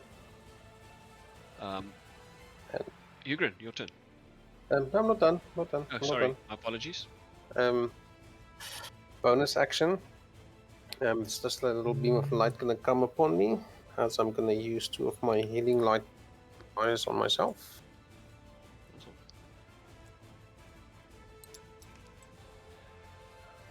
Oh, 7. Okay, cool. And now I'm done. Alrighty. You see small little light unicorn appear, gallop towards you, into your chest. You feel better. Ugrin, you're up. Okay, Jürgen is now Gutful, and he moves up to the Wisp. 5, 10, 15. That is range, I think. Yes. I take out Hugh, and I proceed to attempt to whack this Wisp. Center mass again. However, he fails horribly. On your way up, you don't. You're so focused and so irritated by this thing.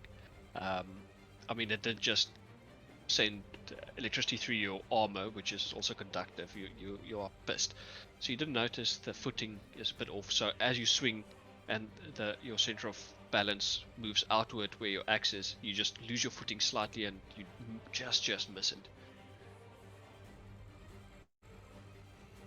Okay. Now, I'm gonna unhook my beacon of heroism, slam it against my shield, and use action surge. I need this thingy to make a DC 15 con save, please. DC 15 con save. Okay, that's doable. DC 15 con save. It fails. Okay, so now it will be blinded for 1d4 rounds. Okay. As this light shines, you do notice it doesn't really have eyes. You're not sure how it perceives life, but you're pretty sure it doesn't Yuck. see.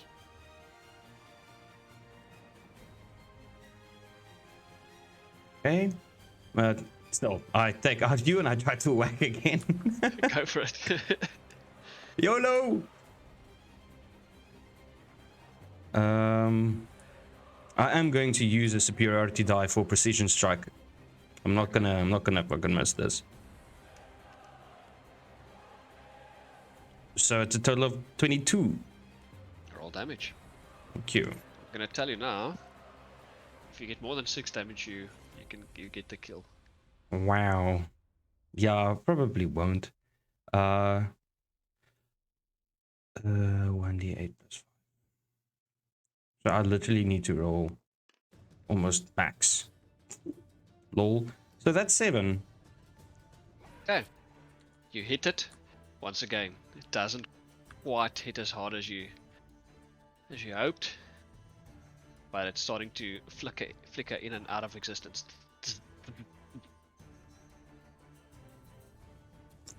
Good. Max, are you finished? Sorry, you finished. Yes, I'm good. Okay, Max.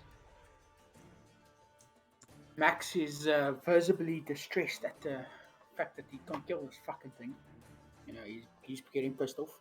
He will now try to kill this fucking thing. Obviously, he will use.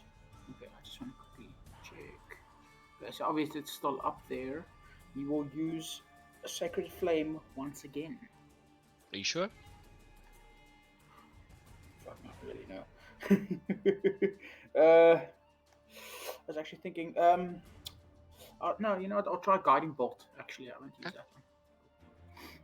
That was going to be my next move.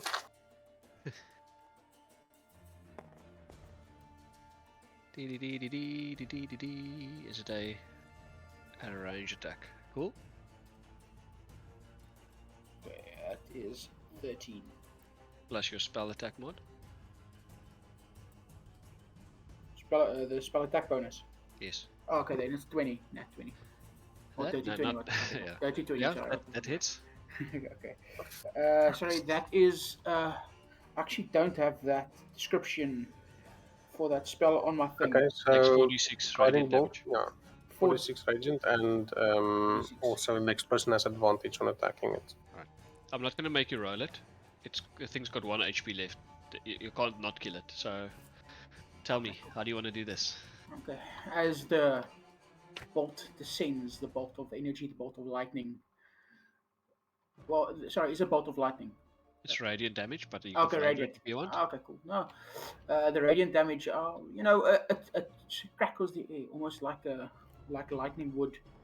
You know, it creates a sort of screech. Now you don't know if the screech is from this bolt coming down or if in fact this eyeless, mouthless ball of light, aka ball of shit, is in fact screaming in terror as it dies.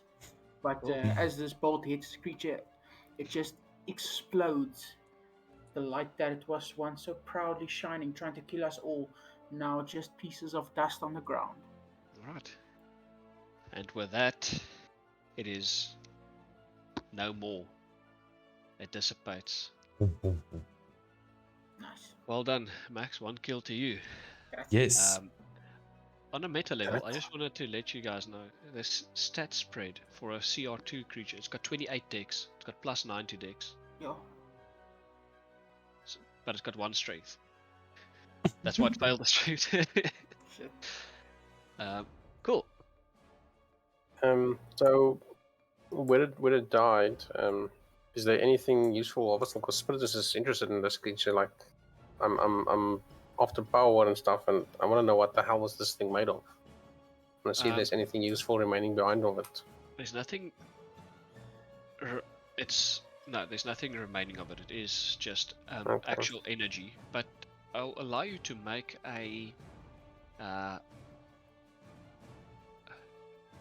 religion check or arcana check if you want to find out more about these things. I would also like to do that, please. Okay, cool. 21. Yeah, that's high enough.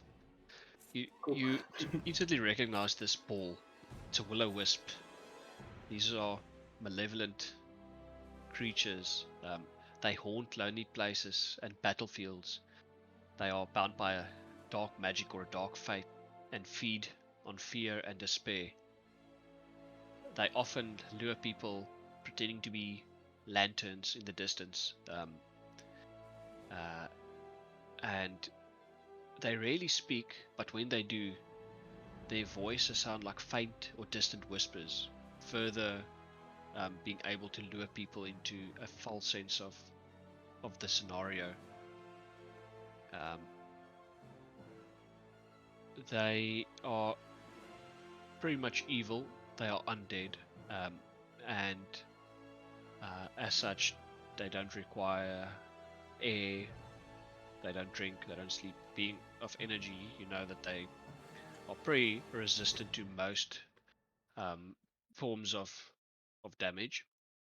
And they don't have eyes. They don't see. Okay. Also, Ugrin, Hello? I hope you'll feel better. And as I say that, you just see the sort of white words flying to you. That's like better letters flying through the air. I'm gonna cast healing word. That's literally a word. Awesome. Okay. Yeah, well, it is a healing word. Like I said, it's not gonna be a lot, but it's something. You gain 5 HP. Yay! Back to 13. So Thank you. does Spiritus share the knowledge he's gleaned with the party? Yeah, I'll share it. I'll share it, but you'll hear it in your mind. I love it. It's like a mental enema. Amazing. So after Spiritus shares this, I ask him, Moron, you said that you were the undead creature inhabiting. There was undead creature inhabiting you. If I'd known that that thing was undead, or the possibility was something else undead, I could have turned the tide of battle quite soon in our favor. Well, do you still sense undead nearby? That is the question. I don't want to waste my magic to find out, do I? Doesn't have a duration. It's got 1 minute, I think. Yeah. 1 minute has passed. Okay. Righty. With that battle out of the way, the party is free to go in the way that they wanted. Yeah, as we walk along, like everything is fine, but everyone will start to notice that Spiritus's brow seems unusually sort of. You get this. You don't know if he's frustrated or depressed or both. Orlando will say, "Now what's wrong with you now?" Nothing. Just nothing. Go and kill something else. Are you sulking Okay. because you didn't get the kill?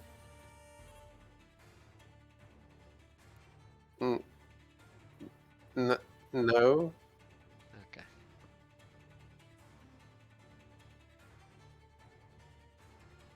Right. Where does No. the party go? Onward?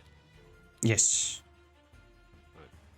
You walk for another hour and a half, and the sky, dark clouds start to appear on the sky, and in the distance you see faint lights of a town in the distance as it's becoming dark. The black boiling clouds overhead tear themselves asunder in a flash of lightning.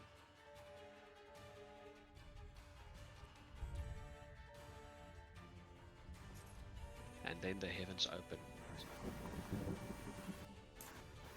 Tall shapes loom out of the dense fog that surrounds everything. The muddy ground underfoot gives way to slick, wet cobblestones. The rain is like tiny ice daggers stinging your face as the wind relentlessly pummels you with frigid drops. The tall shapes become recognizable as dwellings. The windows of most houses stare out from pools of blackness where some glow warmly. In a blinding flash, in the distance you see a towering cliff with an imposing castle atop its precipice, where it disappears in the blackness a moment later. The rain finally relents as you walk into this town, seemingly just a cloudburst. No sounds cut the silence except for a mournful sob that echoes through the street at a distance. As you wander further, you see a haunched figure at a door of a dwelling, exchanging goods with a person inside. The door shuts and she continues onward towards you with a rickety cart and knocks on the next door. Who's got higher passive perception than 13? I do. I have 13. Let me check Arlena. Nope, she doesn't. I have 16. Yes. Cool.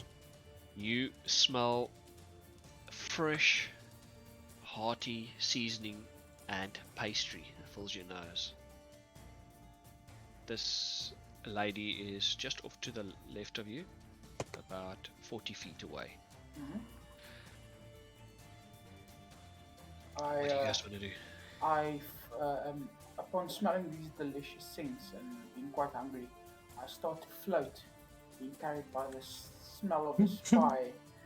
Imagine, if you will, stories being told to you by your parents of a pie being put out in a windowsill and a cat, dog, bird, human, whatever creature being lifted up and carried towards it by the scent.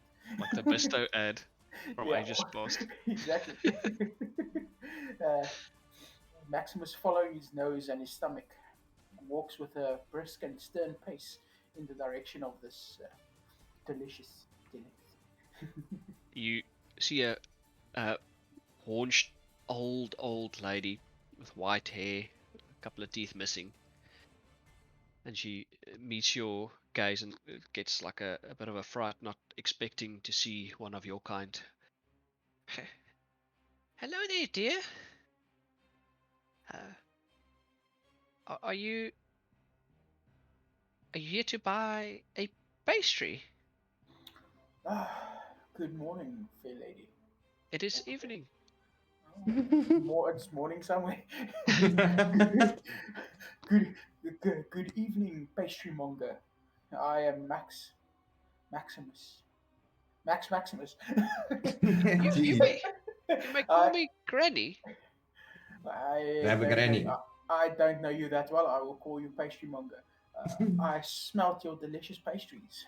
I would be very much interested in purchasing one. What flavors do you have? Only the best kind. This is the most tenders of meats. She takes one out of a cart, still steaming. It smells delicious. Oh, it does smell delicious, but I'm quite particular. I don't want a steak and kidney. I would like a pepper steak if you have. Me And too, please. uh, and I inquire what kind of meat is it? Mostly wild that I catch. Oh, with my daughter's catch, I'm a bit old. I can't do the hunting myself these days. Uh, Maxim is not necessarily sensing anything wrong with what she's saying, but still very hungry. But he's just curious. He prefers not to eat certain meats. He asks, "Oh, so what is it? Boar? Is it elk? I'm just curious. There's It's some a meats that I'm allergic to." no. We mix them up. It's rabbit and boar and whatever we find on the hunt. Maximus, being too hungry to care further, he says, "I'd like to buy a pastry, please. How much is it?" These are 1 gold piece each. It would promise it would be the best ones you've ever had. 1 gold piece for pastry seems a bit excessive, but you only live once. And I take out a gold coin and give it to the pastry monger and take a pastry. Right. Does anyone else want to buy a pastry? Yeah, Ugrin's like a little kid running behind, knocking Max on the shoulder, like, my guy, I also want one. And I take out a gold coin and give it to the granny. One for the tall fella. Here we go. Spiritus? No, Spiritus isn't in the mood to eat. Okay. Would Arlena want one, do you think, Ugrin? Yes, Arlena would like a pie. Yes. She hangs like a child over the edge of the cart, waves her hand. One for me. I think the likelihood of Elena wanting a pie is far more than the likelihood of her caring why me and Spiritus are dick pic. Yeah. Alrighty, and she also hands over a gold coin. I'll just make a note here. Arlena -1. I bite into my pie. Is there perhaps anything strange I taste? Because I don't know. I feel like on a meta level that interaction was pretty weird. That was pretty sus, yeah. She Yeah, was yeah. She was like averting the question, yeah. It's delicious and hearty. It's probably, if not the best. I mean, I don't know what your expertise in pie, but it's probably one of the best. If not the best. Pie I've ever had. It's very, very tender. It's very, very hearty. It's probably, if not the best. I mean, I don't know what your expertise in pie, but it's probably one of the best. I mean, I don't know what your expertise in pie, but I'd We say are definitely among pie the top. connoisseurs. Yeah, well, I Right, for a mean, pie connoisseur, definitely in the top 5. If you're not a pie connoisseur, it'll be the best thing you've ever eaten. I'm not a pie connoisseur, but I am a carnivore by nature, so I can differentiate between meat. Alright, Is there anything weird about this pie? cool. Roll perception. Me too, because I'm also eating a pie, please. Okay, roll perception. Thank you. Yo. 25. I just taste You- lekker pie and I eat. Yes, you don't have a refined palate. This is it's just good. You just shove it. You're so hungry. Yeah. Max has eaten quite a few meats in his life. Never one like this. It's exceptionally tender. This got a bit of a wild tang to it. You taste a variety of spices, pepper, coriander, some herbs, a combination of parsley and rosemary. Taste some wine in there. It's pretty good. So Nothing. I don't notice anything suspicious other than the great taste. No, Okay, well, I then satisfied with my curiosity, I continue eating the pie. alrighty. Arlena is she's just chowing. On a meta She level, I'm pretty sure we just ate the neighbor, but I'm Yeah, me too. Demon Barbara Fleet Street. Like you know. She says, "Well, excuse me, I've got a couple more to sell." And she knocks on the next door, and you see someone open the door. They instinctively give her like a handful of coins, and she gives them like 5 pies, and so she carries on. What do the rest of you want to do?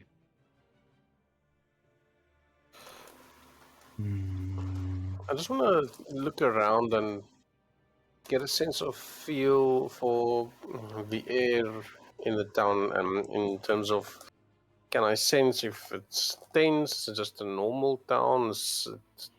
Does something seem off, or is everything okay? Cobbled streets.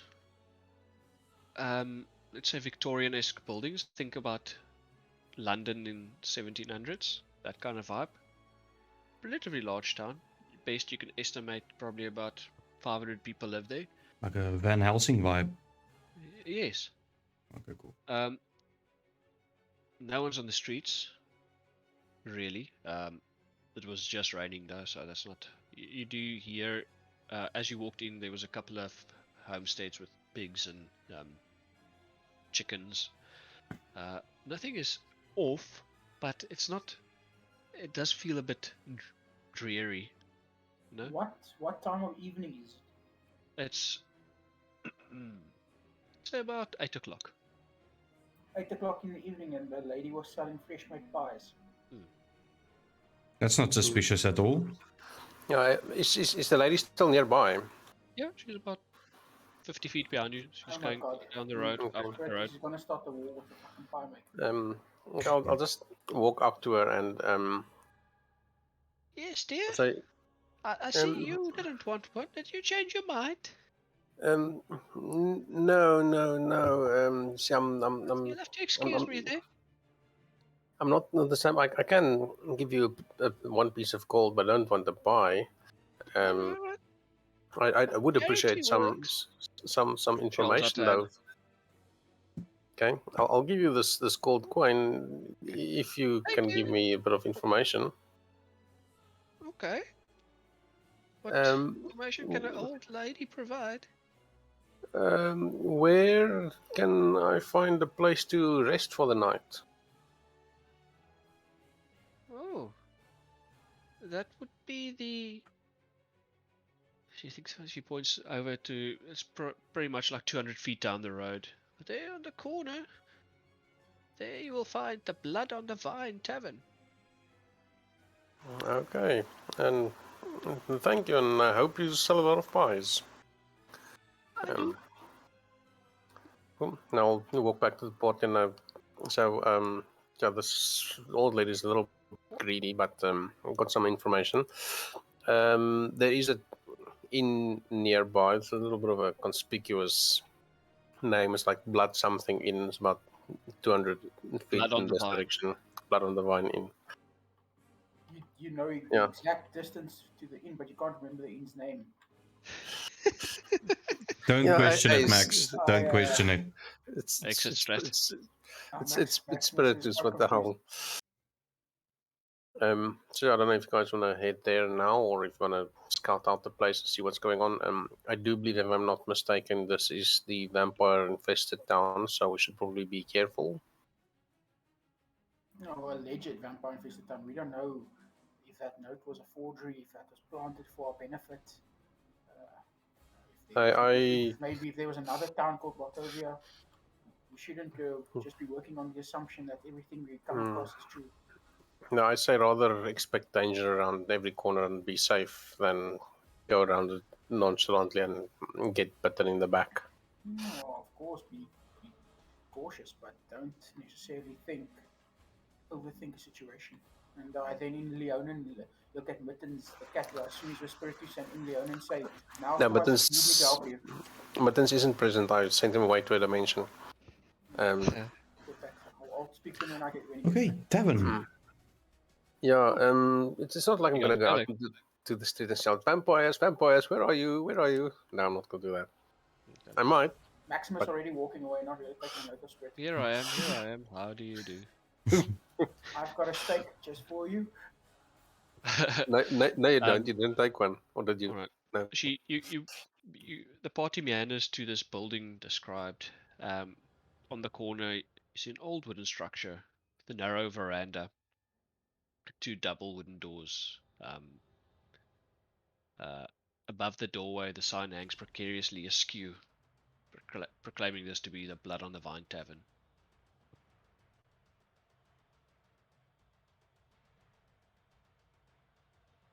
Okay. I push forward, sheathing my hammer and my shield, and open the door. All right. With meaning. Inside, you see a large common room.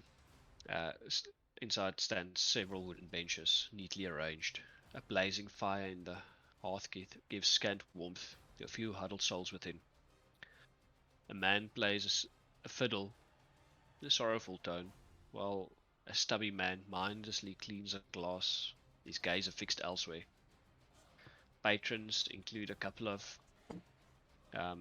Vestani, brightly clad figures, gypsies, not the ones that you necessarily recognize, sitting together.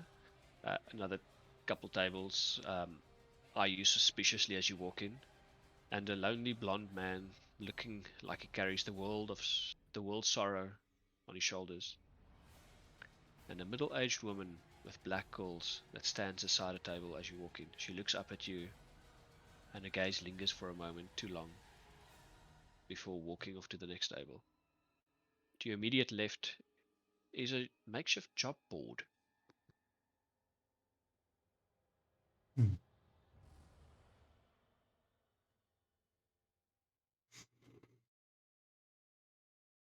What's that? You guys, what's? Well, This- Maximus scanning the surroundings, goes to take a seat. Alright, do you ignore the... Okay, yep, carry on. Do you look for open seat? Yes. Right, yeah, there's a couple of open tables. Hmm. One closest to the door, or closest to the bar. Closest to the bar. Alright, cool. What's the rest of the party do? Arlena will look- go sit next to Maximus. Cool. She's got a hmm? piece of twig. She runs it across the table trying to play with a cat. Do you respond to that? Yeah, no, Mittens can pop out. She can play with Mittens. Okay. And Spirit is going to walk straight towards this board that he's seeing here in front of him. Right. There's 4 posters on it. First one reads, Monster at the Gate. Rewards for brave souls that will rid us of this evil. Signed, Alenka. Second one. Are you okay with that? Did you make a note? Yeah. Right. Second one. Missing. My dearest Gertruda, abducted in the night. My soul cannot bear to be separated from my sweet child. Signed, Mary. A third one, haunted crypt. Too frightened to investigate. Send help. Laszlo. Fourth one, exceptional lumberjack's sought. Exotic materials in exchange for securing totally normal wood. Come see Gorek at the mill. 3. Sorry, was that? Hardlick, what? Exotic materials in exchange for securing totally normal wood. See Gorek at the mill. I'm sorry, but that's so fucking suspicious. Totally normal wood, right? Why would you say that, my guy? Well, Okay. go see Gorek to find out. Yeah. And But I know this party well enough now to get their attention drawn to something. Mm-hmm. Right. You mean You like go. What that? do you do? You mean like that pirate, the guy on the pirate ship in the beginning, totally not a strong opponent. That guy. Totally not a strong Something like that. opponent. Or Spiritus was reading the notice board or whatever. I was just walking over to the bar. Is there a bartender? Yes, it's the stubby man that looks mindlessly while he's cleaning a glass. Oh, the mindless guy. Um, I walk up to him and I walk up to the bar. Okay. He doesn't seem to notice you at first. You stand there for a couple of seconds longer than you thought would be necessary, and he goes, "Oh, sorry. What can I get for you?" We are looking for lodgings. Not saying anything else. Just we are looking for lodgings. He looks around. We are full. I take out 5 gold coins. I put them on the table, but I don't like make it obvious. It's like a little sleight of hand move. Just like Okay. place them on the table and I start twirling around with it with my fingers. And I ask him, "Are you sure?" He takes it.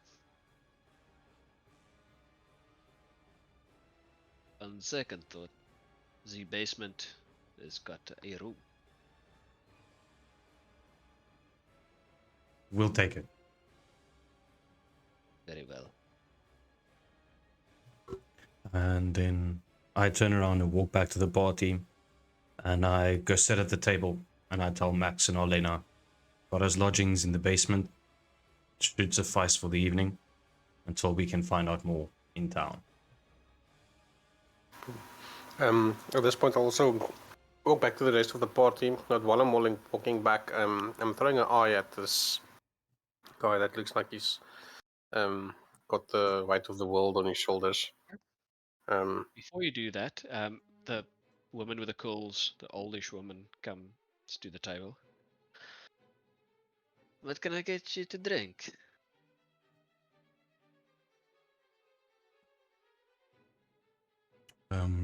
Nothing for me.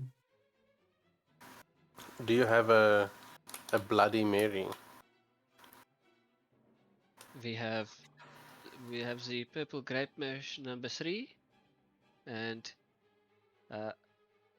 we have the. She looks at the bartender.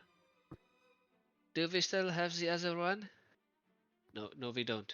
We have purple grape mash number 3. Okay, so 1 cup apiece. so nothing with blood. She looks confused. No, I'm just kidding. Give me a coffee, please, if you have. We have purple grape mash number 3. Or would you like some water?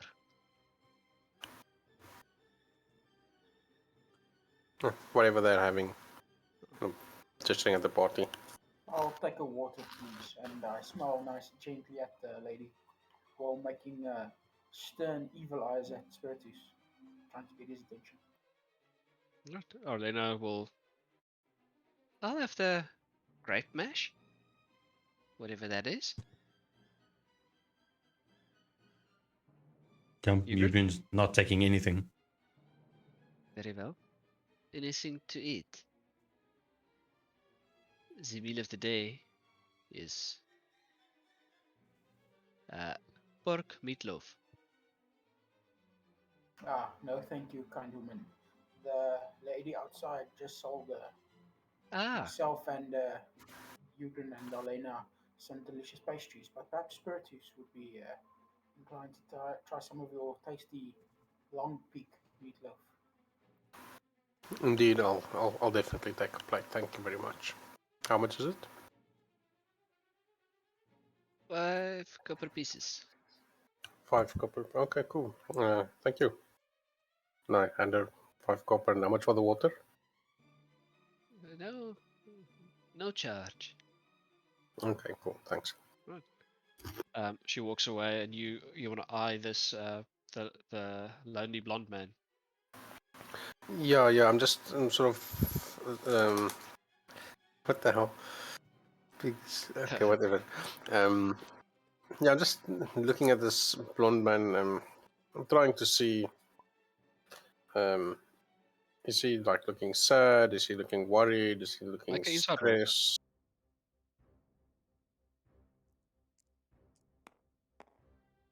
Like is he looking afraid, or what the hell is going on with him? That's not too great. Where are you? Where are you? Where are you?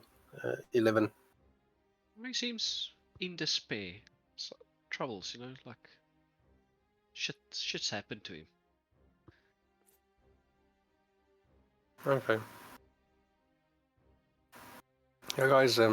This town seems a bit eerie. Like no one seems too friendly. And I mean, look at the people in this place. Don't know what the hell's going on here. No. Don't say. I'm just kidding. I've noticed this as well. Yeah, Perhaps. the guys are sitting right behind you. I mean, oh, you mean? Oh, sorry. Carry on. I misread that. Yeah, Max. Maximus in a hushed tone, trying to keep his voice as low as possible to his party, saying, "What we discussed upon entering this town, that I said we should not be too cautious about. We should obviously be cautious about. Something's clearly wrong, but try not to make a spectacle of it. Try to keep as low profile as possible. Because if we do stand out, there's a good chance that someone might be enjoying very nice pastries in the coming weeks, and it won't be us." Agreed. Right. At this point, the blonde man stands up and he walks over. Well, his table is like just off to the side of yours, like let's say diagonally next to you. And he walks past you and he looks at the party and he says, "Newcomers, as my father will, well, would have welcomed you. I guess that's my job now. Welcome to Barovia. You won't enjoy your stay."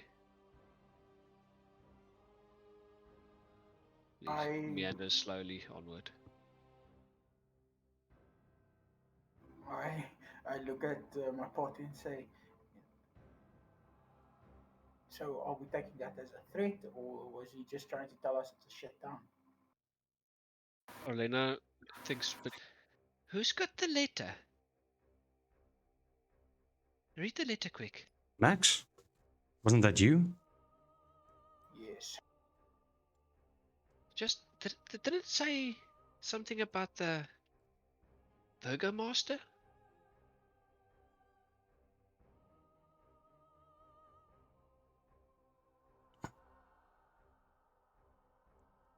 It says, "I, Burgermaster of Barovia, send you honor with despair." Despair. Well, did he I not say? Correct me if I'm wrong by thinking about this. He said his father would, did or when can welcome. Don't you think? Should we ask him? I'm Ugrin. sorry. She nudges you in the ribs. Go, man, go. You do it. Ask him. Kalen Idranovich would be the Burgermaster. So, where is this very sad looking man? Has he already left the tavern or not? No, he's just walked by. He's just like But you guys are closer to the bar, so it's like there's a couple of tables before. But he's walking slowly. He's had a couple.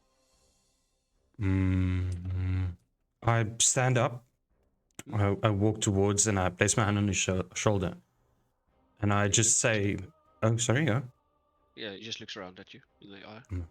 Kalen? Or Callian, sorry. Callian. Kolyan, Callian. that was my father. Are you here to see him? I Yes, would we have to are. disappoint you. He lies dead. I am his son, Ismark. Is there anything I can do for you? Sorry to hear that, Ismail. Tell me, when did your father pass? It's been. We shouldn't discuss things here. I can invite you to my home to discuss it. The sooner the better. And I look at the party members and I gesture for them to come to us. Alrighty. He leads you to the down the street, and almost in like a T-junction, you see a house that's larger than the others around it. It's a wary-looking mansion. Sits behind a bit of a rusted iron fence. The right gate lies slightly askew, while the left swings open in the wind.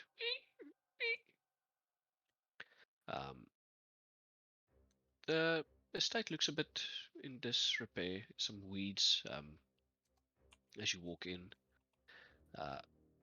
Sorry, Some vines against the walls. Yes. sorry, Vince. Can I just have like 3 minutes until 11? I just need to go run to the levy before my shift starts again. Okay. Okay. Please, I'll be right back. No problem.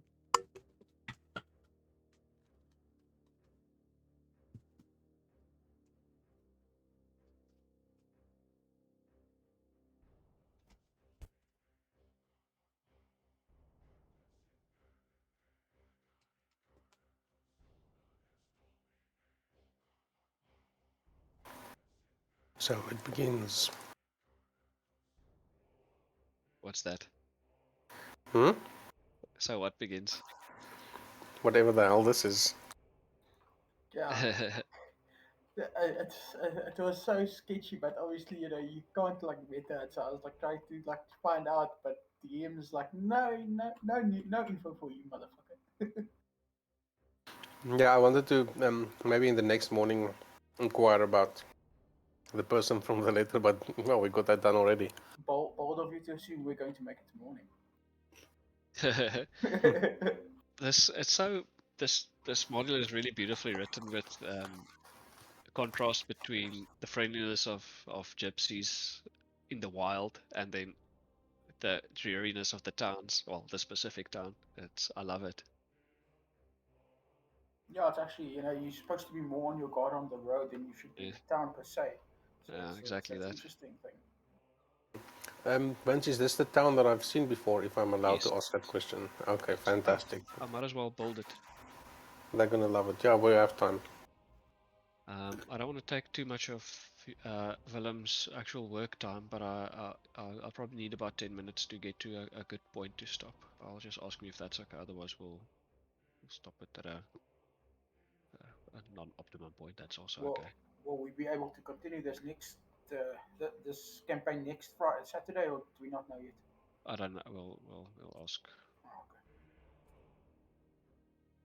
It might load a bit long. It's quite a few assets. I don't build things like this anymore. It's only Yeah, 92. Willem mentioned that he should be better now with only being on chats, basically. If you get some messages about things not loading, don't worry about that.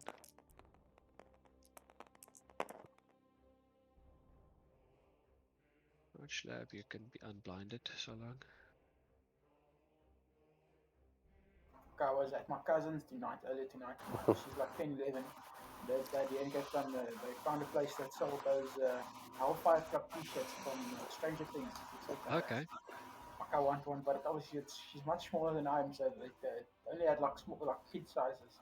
There's ones in Stellenbosch as well. There's I'm a back. place. Oh, fuck, I Welcome want back. one, dude. Oh, I'm back. I'm You, back. Willem, I just want to find out, do you have like 10 minutes or so, or do you need to get back strictly? No, no, no, no. I'm playing while I'm working. I was on an hour lunch now, but I can't leave my desk to go to the bathroom while I'm working.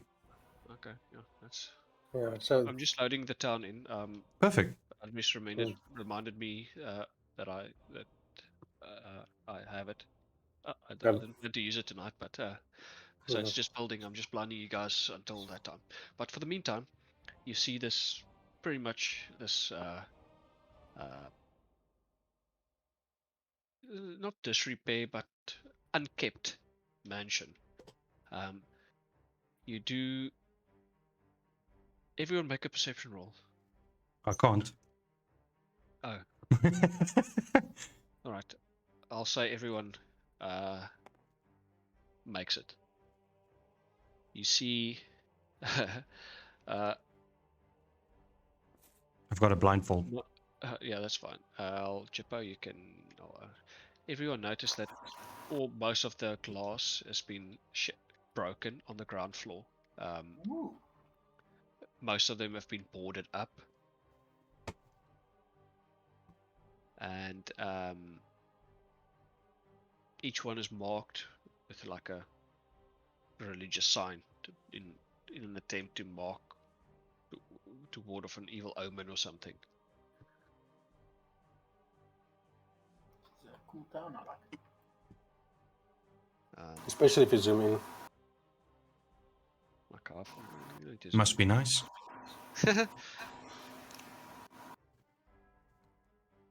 He opens the door and says, "Please come in. Please forgive me my rudeness back there. It's been a long week." And inside it is much nicer. It's well furnished. It's clearly people of uh, higher society. Inside, you are greeted with a young woman with red hair and fair skin. Young, early 20s, attractive, very beautiful. But she wears the same sorrowful expression, eyes red from crying. And she looks surprised to see strangers. She looks even more surprised to see the race of the strangers. And turns to her brother, "Ismark, we're in no state for visitors." To which he replies, "Sister, it's my duty now. These are visitors in our town, and they seek father. Besides, they may be able to help us."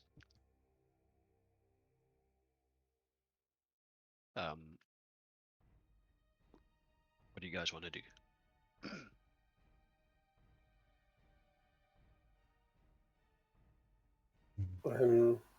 I'll just I'll just introduce myself. Yeah, my name is Spiritus, and what is your name, lady? My name is Irina. Wait. Continue. And I suppose you've met my brother Ismark. What is it that you seek with my father? We received a message that you were in need of assistance. Message? What? By messenger? Well, what was left of the messenger? Oh, you mean a letter? Yes.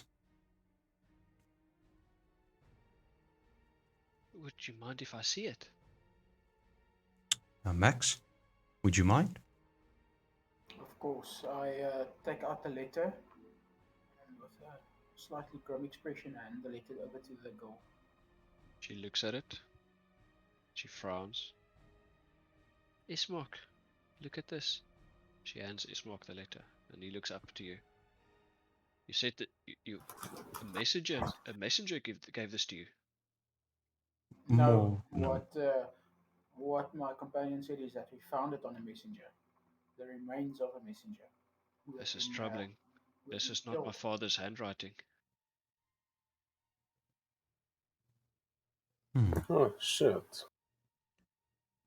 Do you, Seems if you know it's not your father's handwriting, do you perhaps recognize whose handwriting it is? I do not. And do you perhaps know who would have this intimate knowledge if it would be true, other than your father, of course? The devil has many spies.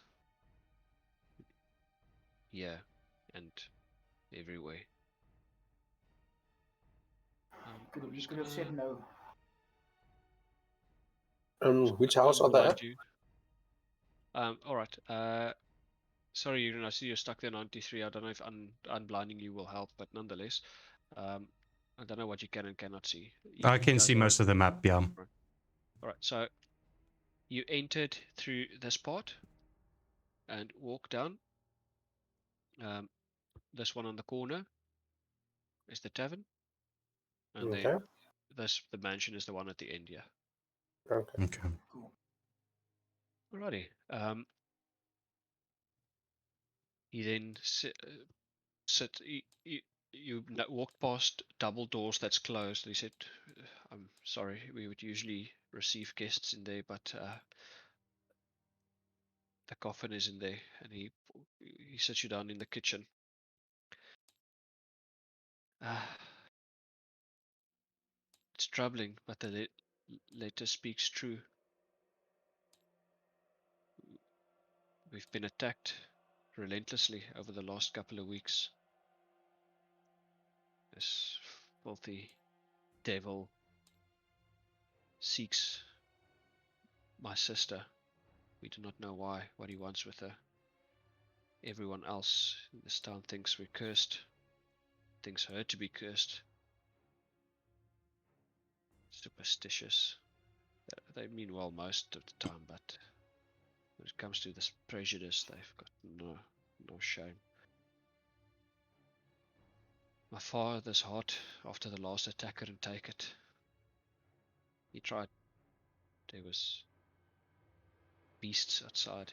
He tried to fight one off, and 3 nights ago, that was his last breath. You mentioned beasts. What kind of beasts? Wolves and I don't know. Men Did that he seem unnatural. did he manage to slay one of the beasts? No. No. But since then, there's been no attack. I don't know why that would be, but we're grateful. And Please, and I will assist you. You may stay here free of charge, of course, for as long as you wish. I must ask you of one thing. My father has riches. I will pay you whatever you seek. I want you to escort my sister to the town of Valaki. There, she'll be safe, out from the shadow of the demon, the devil, under his castle. What about you? My duty lies here, this town. While he was speaking, I turned to the party and I look at Max and Elena and Spiritus. This appears that we might have walked into a trap. I suggest we stay vigilant. As I did mention earlier, I did rent a room, basement at the inn.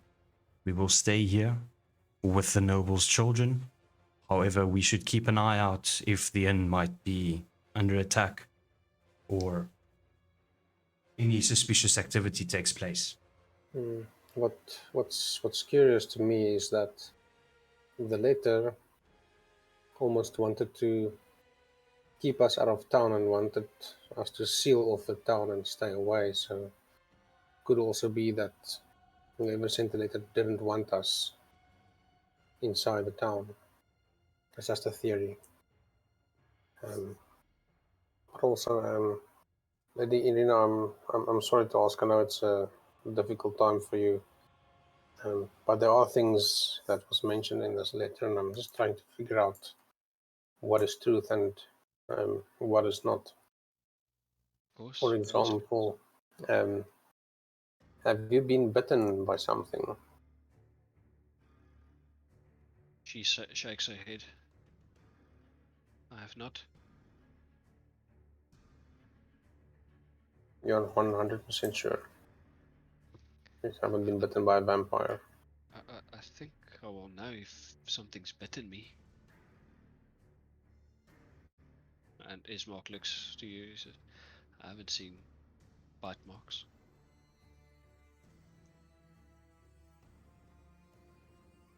Do I, with I don't know if, well, it's probably still longer, some of my roles on how to kill them. Do I know generally how vampires attack and what they do? Based on your previous role, you know that they need to drink blood. How they do But, it, you don't know. okay.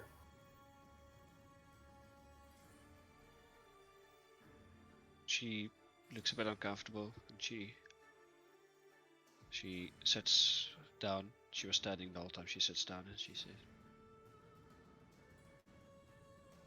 I want to stay here, brother. I don't want to go. And Ismark returns. I know, sister, but it is for the best. And it should be soon. Well, at least I want to be here for the burial. At least grant me that. And Ismark looks up. Of course, it's in 3 days. He looks up to the party and says, we bury our dead only at new moon. It's in three nights. Four nights, 3 days. You are welcome to stay here. I'm not sure what other business you have in town, but my request is humble and sincere. After the 4th night, the morning thereafter, please make sure my sister gets to the town of Alaki safely. Would you do this? I agree to the terms. I think we should protect the lineage of this family as far as we can. What do you say? And I look at Max. I do sympathize. Wanting to survive, wanting a family to survive, but from a more realistic standpoint, there is more than one person and one family's lineage at stake. I do not mind helping and protecting, but I'm not a bleeding heart. I will not be protecting each and every person we come across at the behest. I also have things that would like to do, goals that I would like to see through, personal personal problems that could very well be the end of not only my life but people close to me as well. But yes, I will protect the person until they bury their dead after 3 days of a corpse floating and decomposing. Seems very sanitary. Spiritus? I still have a guilt that weighs upon me or the dark magics that I've dealt with in my past. And as such, of wanting to rid myself of these feelings of guilt from the darkness, I do not like the fact that this town continues to live into darkness. I mean, yes, we can save one girl. What about the rest of the town?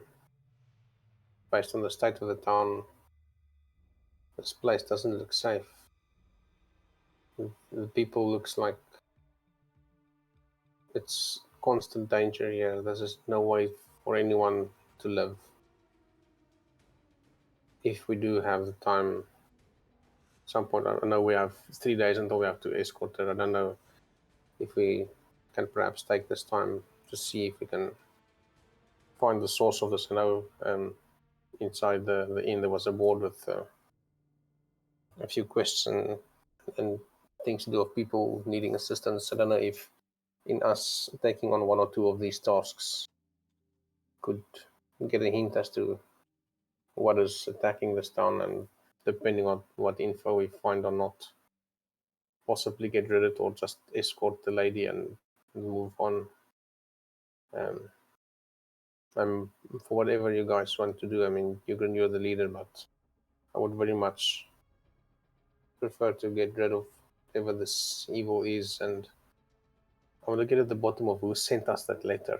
Where does it come from? Who would send us something like that? Who here knows about us?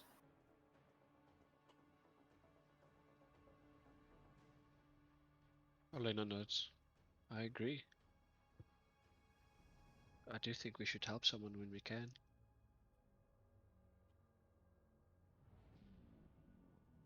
These people have shown us kindness only.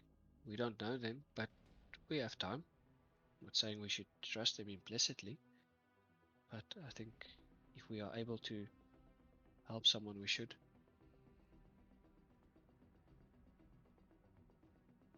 Besides, he did say his father has got a lot of riches. We could use some, right? Agreed. Alright, decided then. Besides, it would be good to sleep in a nice bed for a change. Well, on that note, I think we should take it in shifts. At least one of us awake while the rest is sleeping Cool. in rotation. I doubt this town and the people in it, or perhaps the threat facing it from outside, would have not noticed us and be curious about us and try to eliminate any outsiders to keep this town contained and the denizens contained. I fear we have already put the target on our backs. Yeah, I can also. I don't know. I haven't tried this before, but I think I can have Mittens stand guard and wake us if Mittens sees anything, or alternatively, one of us can stay awake with Mittens and cover a bigger area, I suppose.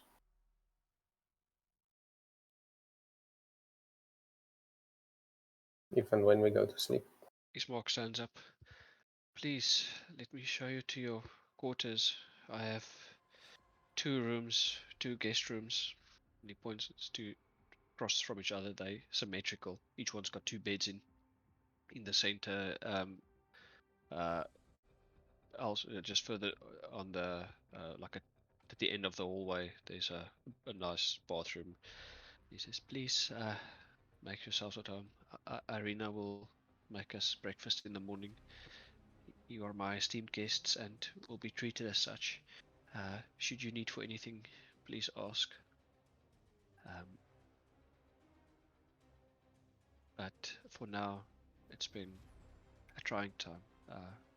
He places his hand on his sister's shoulder, and they retire upstairs. And well, before that, he bars the door. Two wooden bars. Walks upstairs. I bid you a good night. I'm the first bedroom upstairs to the right if you need anything. Thank you for that information. And I make my way to the closest room and get settled in. Ugrin, you are familiar with royal families and nobility, and Yes. you can tell from the tapestries on the walls, the wood from the beds, that this is quite a long line. They it's, they quite they're quite noble. This family, Okay. like not king level, but maybe just below that, like a high So level. high hierarchy, you know. Yes, All right. there's various books in the history books and whatnot. Mm. I then turn to the bot before I head into the room and I explain to them what I've noticed. And that obviously piques the interest because that would mean a lot of gold to be made.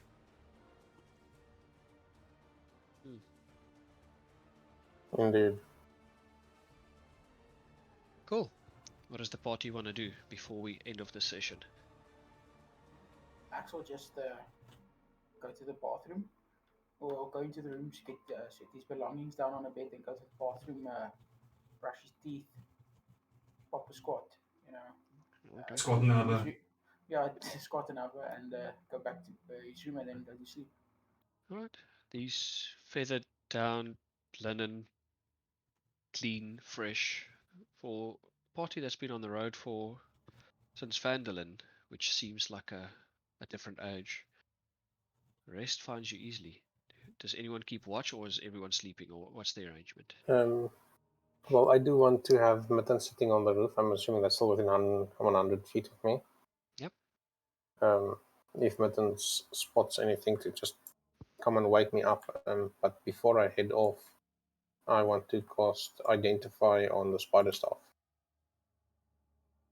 Spider staff, alrighty. Spider staff, yeah. Spider stuff. Cool. I'll give you information. It can be wielded as a quarterstaff. When you hit someone with it, it deals extra 1d6 poison damage. It has 10 charges for spells, which you don't need somatic or material components for. You can cast Spider Climb, that takes 1 charge, or Web 2 charges. The spell save is DC 15 for it. And the spell regains 1d6 plus 4 charges at dusk. If you expend the last charge, we'll get to that bridge when we get there. Okay, so 1 charge is Spider Climb, and you said 2 charges is Web. Yes. The web is DC 15. Right. It regains 1d6 charges at dusk at the end of the day. So it starts off with 10 charges and you can get up to 10 back. Cool. Okay. I need to adjust my inventory for that. Okay, cool. Sorry, just a It needs question. attunement. Okay, Yes. so just a question. On a meta level, you said there was also a negative effect with the staff. Does he have to find that out by using it? Does the identify not work for it? We'll see. Oh, okay. Apparently, that's if you use all the charges. Dun dun dun. Alrighty. Alright, so Spiritus, you sleep. Maximus? Maximus also asks Spiritus before Spiritus goes to sleep. So, are you going to get your cat to keep watch for us while we sleep?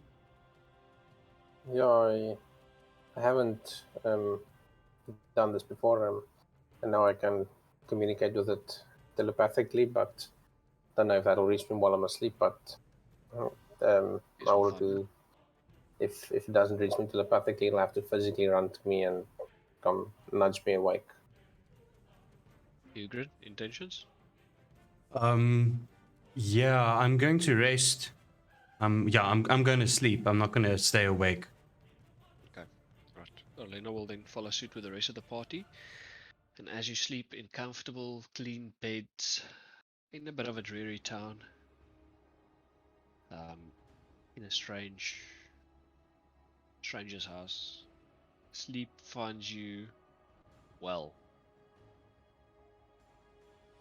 Each one of you, except for Spiritus, has the most intense, vivid, wonderful dreams. You relive the happiest times you've had in your lives. Not a sorrow, no sadness, no worry.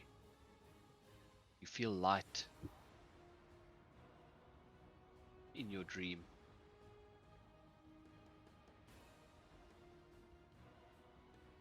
Spiritus, you have a normal night's rest, and as the party awakes the next morning, those who, except for Spiritus, you haven't slept this dead in years. But instead of waking up rested, you wake up feeling hollow and empty, depressed. We'll leave the session there. Sorry, so would that then qualify as exhaustion? No? Okay. Shouldn't have had those pies. I hope the cat kills you. Yeah, the pies are a thing, but I'll say this: you do wake up with a smell of fresh bread and breakfast downstairs. But we'll leave the session there, and we'll pick up next week. Cookie. Interesting. Cool. Willem, are we on next week, or do you Yes. not know yet? No, we are on from now on. Cool. For